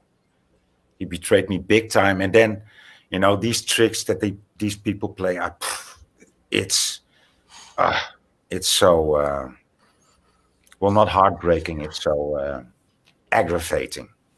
Absolutely. Aggravating. Because your potential future is on the line, but you can see where it's a total mind game, can't you? Yeah. And it's a complete mind game. And this judge and this public offender too, it's like absolutely no respect for truth. I mean, or any logical sense, and all respect for anything that's an officer. Like, officers can't lie. Right. And I mean, I have the proof. I have double proof. It's so crazy. It's total crazy. But it's like Kafka and Orwell and Demolition Man and everything together, man. We are living in all these dystopian novels. Yes. And if we know that it is a mind screw, if we get our minds correct and we are authentic within what we think Creator has within our minds, then they can't touch us. Yeah. And you went through a court thing that you couldn't do that with them. And I hope if I ever have nonsense that I can do that. But your mind, our mind system is exactly what they're trying to use to fuck all of us on the wrong side of it. Yeah. I've witnessed an entire court day that was completely manufactured, man. Yeah. From a major incident, a major so-called, well, it wasn't actually classified as a terror attack, but it was a major event that happened in Melbourne. And I went to the one of the court hearings for. I think I went to a couple of them, but the last one that I went to, it was amazing. It was obvious that everybody that was involved, from the judge to the barristers, to the people that were on the witness stand, to the people in the crowd. The families that were, supposedly involved and affected by this supposed terror attack, were all involved. They're all connected. They're all part of the whole, the whole plan. Yeah. It was completely contrived, and the only people in the courtroom that were real were me and probably about 5 other people. There was like 6 people in the courtroom that actually knew that it was all bullshit. Everyone else was either involved or they were just easily fooled witnesses. You know what I'm saying? Mm-hmm. Yeah, But, it's total mind screw. It was crazy, man. It was crazy, and I stared the judge right out, man. At the last one that I went to, man, I stared him out. I was burning holes through his head, and he never looked up and looked in my direction, man. His head was always. It was absolute bullshit. It was complete farcical fiction, Yeah. And that's a courtroom, and in Australia, all right, you have what we call magistrates' courts. I don't know if that's the same in America or not, but that's basically completely if it was under your circumstances, under your laws, it would be called unconstitutional because it's completely unrepresentative. You have a judge with no jury. Right, we call them administrative courts. Yeah, it's called a magistrates' court here. But the court that I was in, it actually had a jury, but even the jury were involved. Like, I mean, these people were all on board with the whole story. They were 100% behind it. They believed all of it. They weren't random people. You know what I'm saying? Everybody that was involved in that court hearing was a part of it, or was a willing participant, or they were in the very smallest of the percentages of that day, were just blind and fooled by the whole thing. But apart from the people, that were there, that were witnessing what was going on, that had an idea, it's just completely contrived, man, completely manufactured, an absolute fiction. Right. It's sad. It's sad when you come to that realization that even the court process, and this is the step above the magistrates' court, which is called the county court, and like the magistrate court in Australia, they don't even operate under the what do they call it? The Crown law. No, the coat of arms. That's what I was trying to say, man. Yeah, the coat of arms. All right, the magistrate court operates under a separate coat of arms to the Australian Constitution, the Australian law.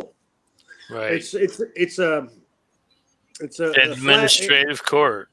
It's completely separate, and it's obvious that it's not part of the real system, man. It's a corporate entity. It's right. They use a kangaroo and the emu. All right, and that's not our original coat of arms. Our original coat of arms, which was changed in around 1920, I believe, was the same as the English coat of arms, which is a lion and a unicorn. And that court that I was in was actually operating under the lion and the unicorn, but it was still a fictional court. The whole thing was a fiction, man, and it was embarrassing to people who knew what was going on, man. It was embarrassing. It was sad. It was disgraceful. So, to a human man or woman who wants to have justice, ain't gonna happen in that court. No. That's sad, because that's supposed to be a higher level. You know what I'm saying? Yes, the highest level. It's not the highest level. There's one step higher, and that's called the High Court. And you have to go to Canberra. That's the nation's capital. That's where the Parliament sits. Okay, so Matt Pyman, once you realize that, you understand that they are playing in a realm that is nonsensical bullshit and doesn't even apply to God's natural law. Dude, you cannot even. I mean, what I've noticed in court is these people aren't. Well, it's not even people. It's not even people. They're just not. They're living in a totally different reality, and they just don't give a shit. Yeah. They don't give a shit. Correct. And so, as they don't give a shit, and they're willing to subjugate men and women to a thing as we go through this COVID nonsensical bullshit and this great reset they're talking about, I think it's really important for us to ground ourselves in our own humanity and say, no, thank you. We ain't doing it. And it's going to hurt. It's going to hurt us. It's going to cost us. We're not going to be able to participate in certain parts of society. We're not going to be able to fly internationally. We're not going to be able to go to the sports games. We're not going to be able to do things. But I think it's really important that we say, no, thank you. We're not doing it. Yeah, I totally agree with you. And, in a way, I think that that pressure, or if they're going to push it that hard, there's more people going to resist, and that might be in our advantage. I hope so. My friend Voyage, I hope so. I hope enough of us, human men and women, blood from God, men and women, can see that and say, no, thank you. And that it's going to help. I think that will be the result. I mean, if it's only like if like say, well, if it's 20% of my country or of humanity, so to say, then we stand a good chance of survival. You know, if it's anything like 10%, then too, because we're not even 1% now. I mean, we are the voices that are being heard. But when I see like the demonstrations and the rallies going on, I mean, man, if that's it, and just us here on the internet, you know, and some people doing legal work, of course, you know, there's been battles going on all fronts, and spiritual, and of course there's people praying and meditating. I mean, we must not forget that. And there's people doing great activism, like with art. Yes. And there's also people in politics doing the right thing. Not many, but there are. You know, they're still there. We have a chance. And we have a chance, but still, you know, it's by now we might only be 1%, like the people that are really willing to stand their ground. Correct. And I agree, and we have a chance. And I pray and hope that you are correct, and that's what I want for our future. Yeah. I don't know that that's what it's going to be, but I hope so. So actually, to get the most or the best effect out of it, it would be best for us, for them to push it as hard as they can, because then there will be more resistance, and then people will be more offended by it, and so there will. That's all right, yeah. You know, That's if it's just going to exclude everybody from entertaining anything in society, a lot of people will take it, but other people will just reject it because it's so ridiculous. I agree.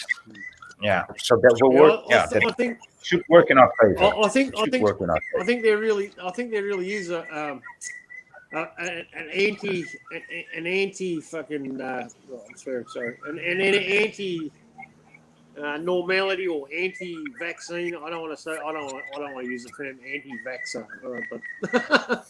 but I think that is actually a thing, and I think it is growing, and I'm sure that they're going to try to allay, is that a word? Like try to slow down the resistance by slowly laying out the terms.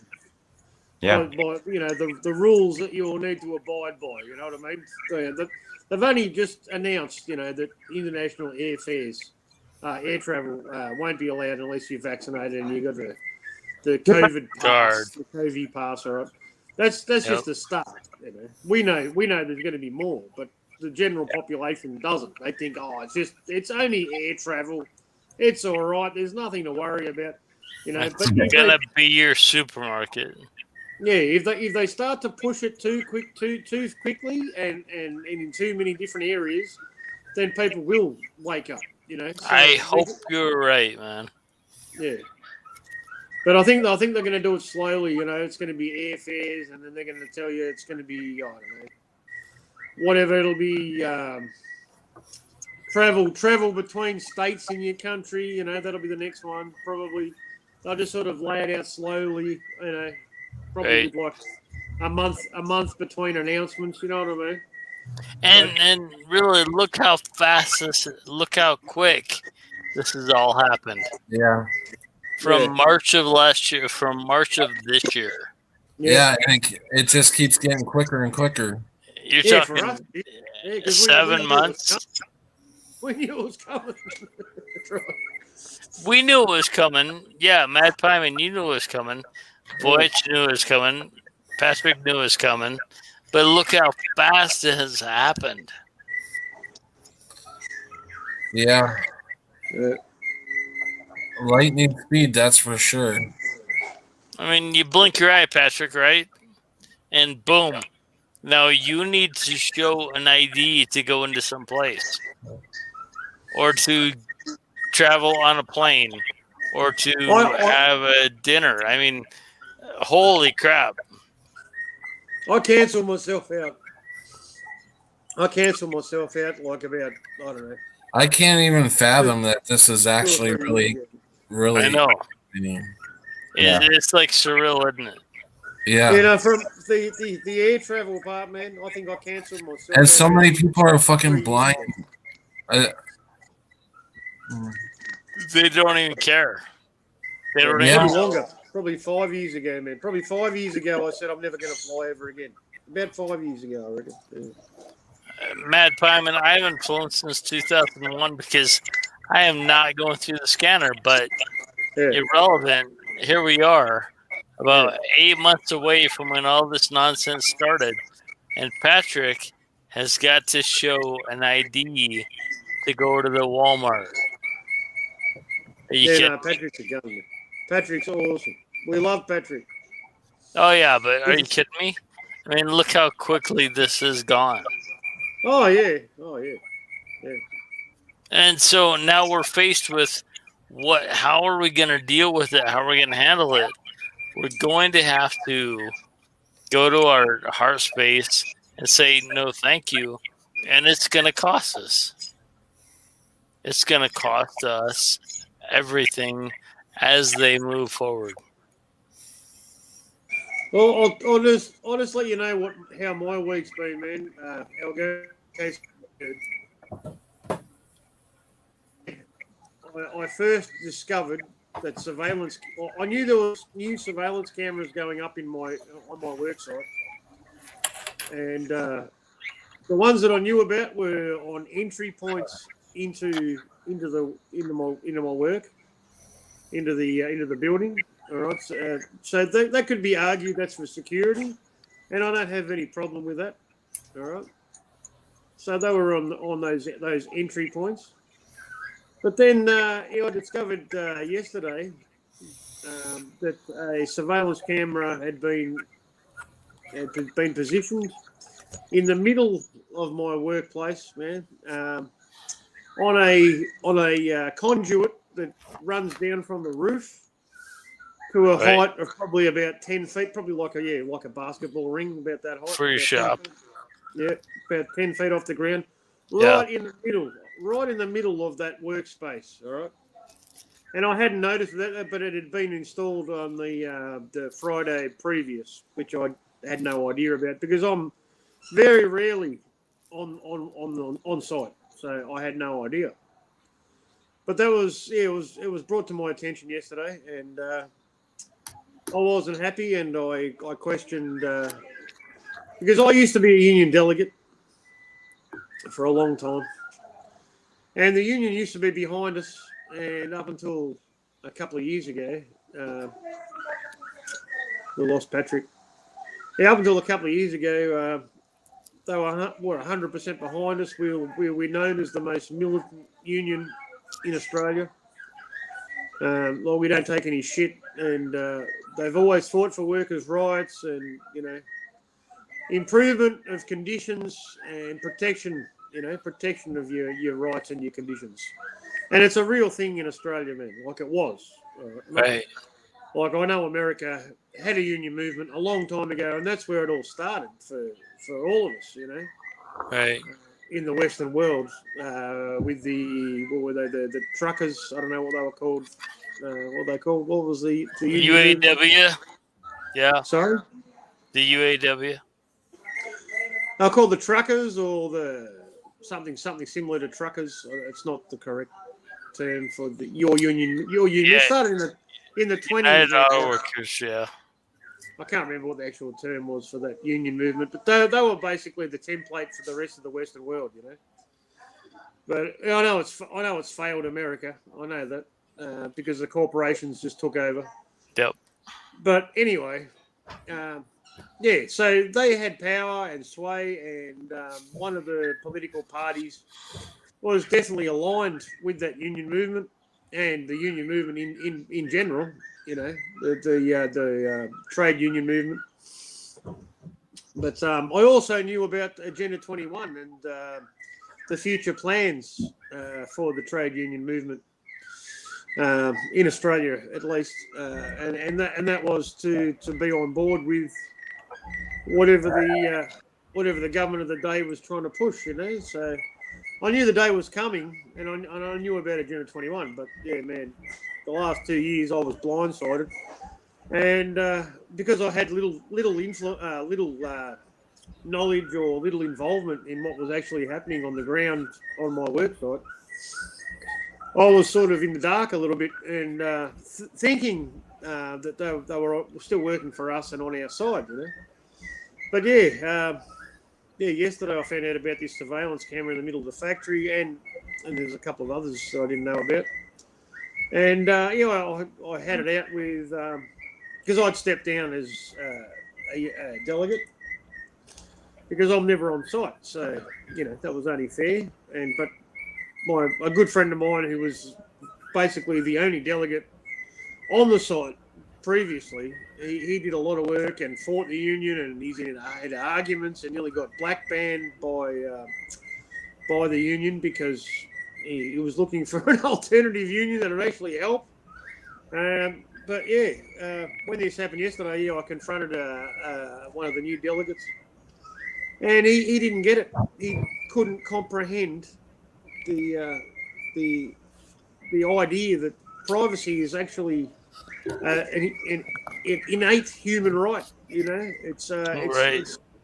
He just couldn't comprehend it. He said, "No, it's a private business. They can do whatever they want." I'm like, "Are you serious?"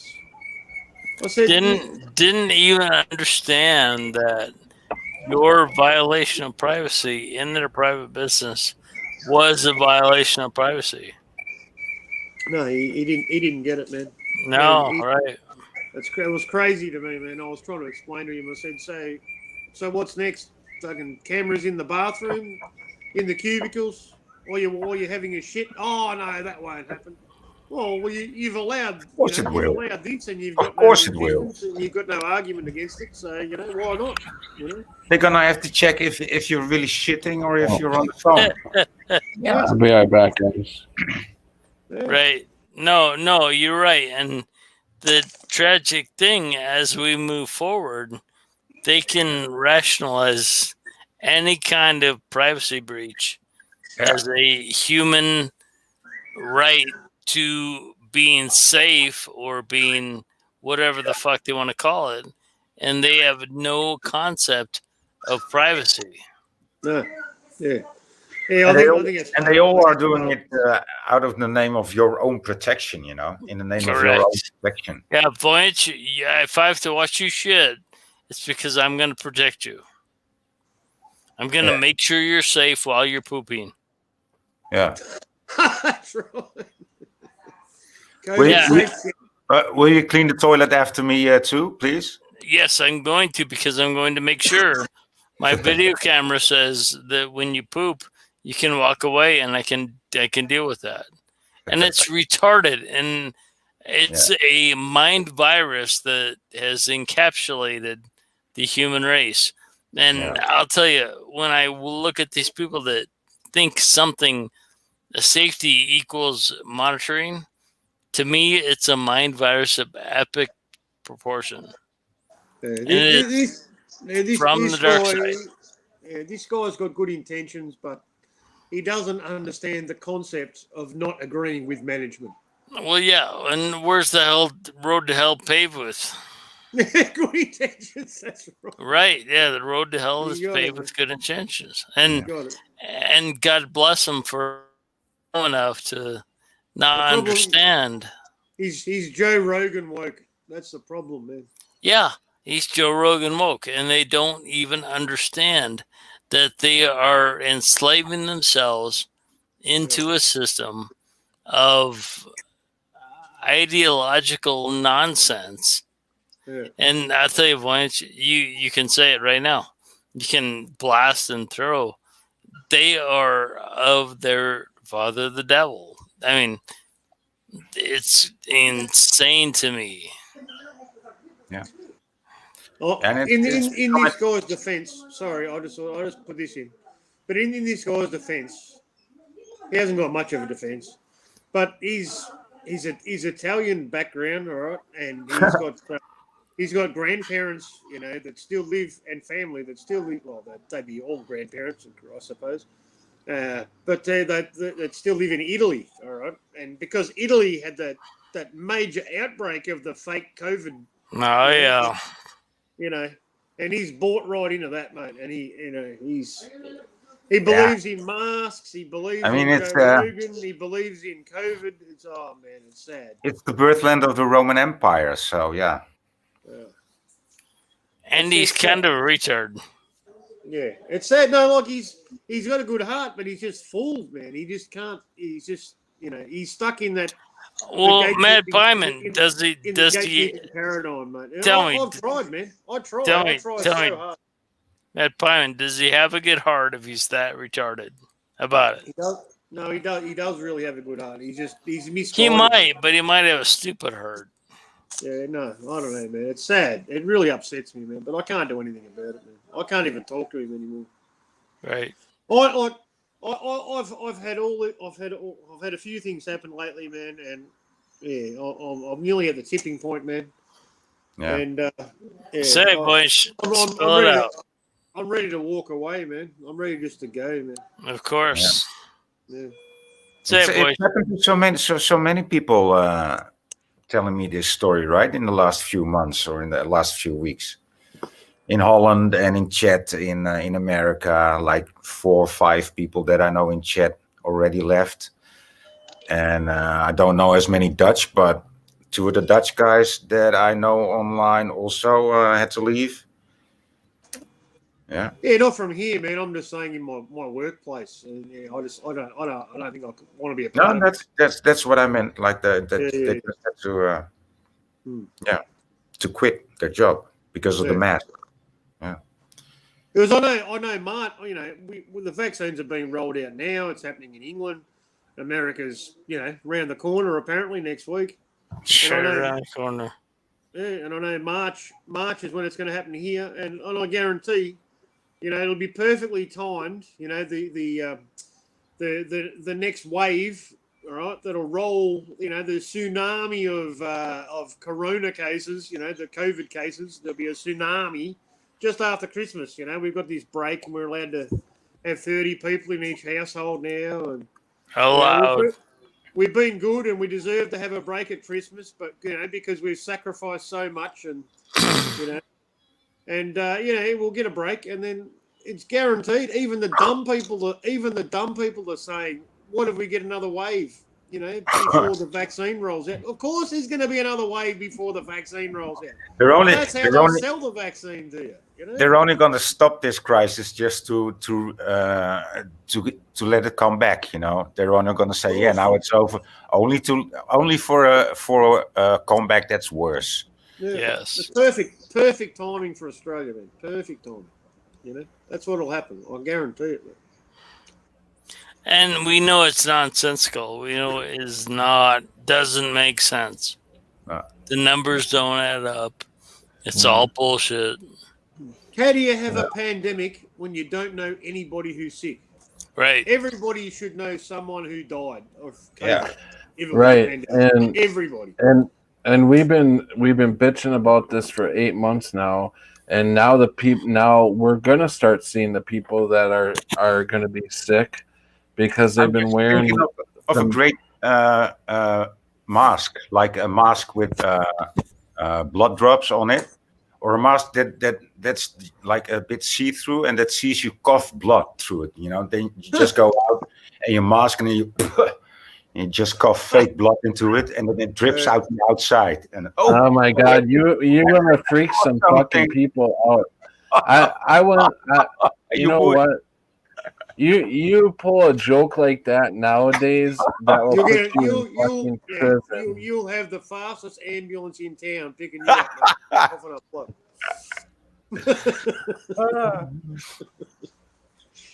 I'm going to have some quiet me time then, right? So you'll never get out of hospital if you even if you pretend to cough up blood, but. So we know it's nonsense. We're going to try to stand against it as best we can. Yeah. Right? Yep. Yep, we can only do the if we must. I'd rather stay at home, but if we must, it must. Yeah. The thing that scares me the most is my body running out of You know, I mean, because I've got medical problems, I can fight this all the way to the end. But I see my life probably ending real damn soon because I won't go with it. So I'm not the one that's probably going to be out in the woods trying to survive because, you know, I've got these underlying conditions that's probably going to take me out. It all depends on how strict it's going to be, how definite their measures will be. Really. Mm-hmm. All of it, man. It's all coming. I'm tipping, man, within by the middle of next year, man, you won't be able to function in society at all unless you've got the COVID pass, man. Probably true, right there, Yeah. bingo. Yeah. And so by mid 2021, we're fucked. And so you either run to the mountains or you do the black market, because the black market will thrive. I can buy a COVID pass tomorrow if I really dig into it, and I can fight against it in the black market. I hope they have a lot of medical supplies under the black market. They do. Oh, plenty. But I mean, you go into that place where they know the governments of the world suck ass, and we don't want them. So we will survive. You guys will be fine. The three of you, the chat, everybody, we can survive. It's not going to, but we can blow off their nonsense, and we will survive. I promise you. I got myself some good boots, you know. There you go. And with that, we will all be together. Do this in again spirit. another time. Be this in spirit. Do it another time, Patrick. We have 4 hours in tonight, and we'll be back on tomorrow night. We can do the same thing. Hey, Patrick. Cool. So, Thank you. I hope you guys all join me tomorrow night. Donate if you can. I love you guys, and thank you guys, each one of you guys, for coming on tonight. It means a lot to me when I can get you guys on because you guys talk truth, and people want to hear you, and I like listening to you guys. You guys each have something special to offer. Hey, Patrick, one more thing. Mm-hmm. Thank you for having Voyage, Mad Pie, and myself on. Thank you, brother. Yeah. Thanks for coming, Elga. Appreciate it. Love you guys. Yeah. Thanks, Voynich. Patrick. Much love. Bye, Everyone in guys. chat. Love you Yep. all. Yeah. Adios. Love you guys. Love you, chat.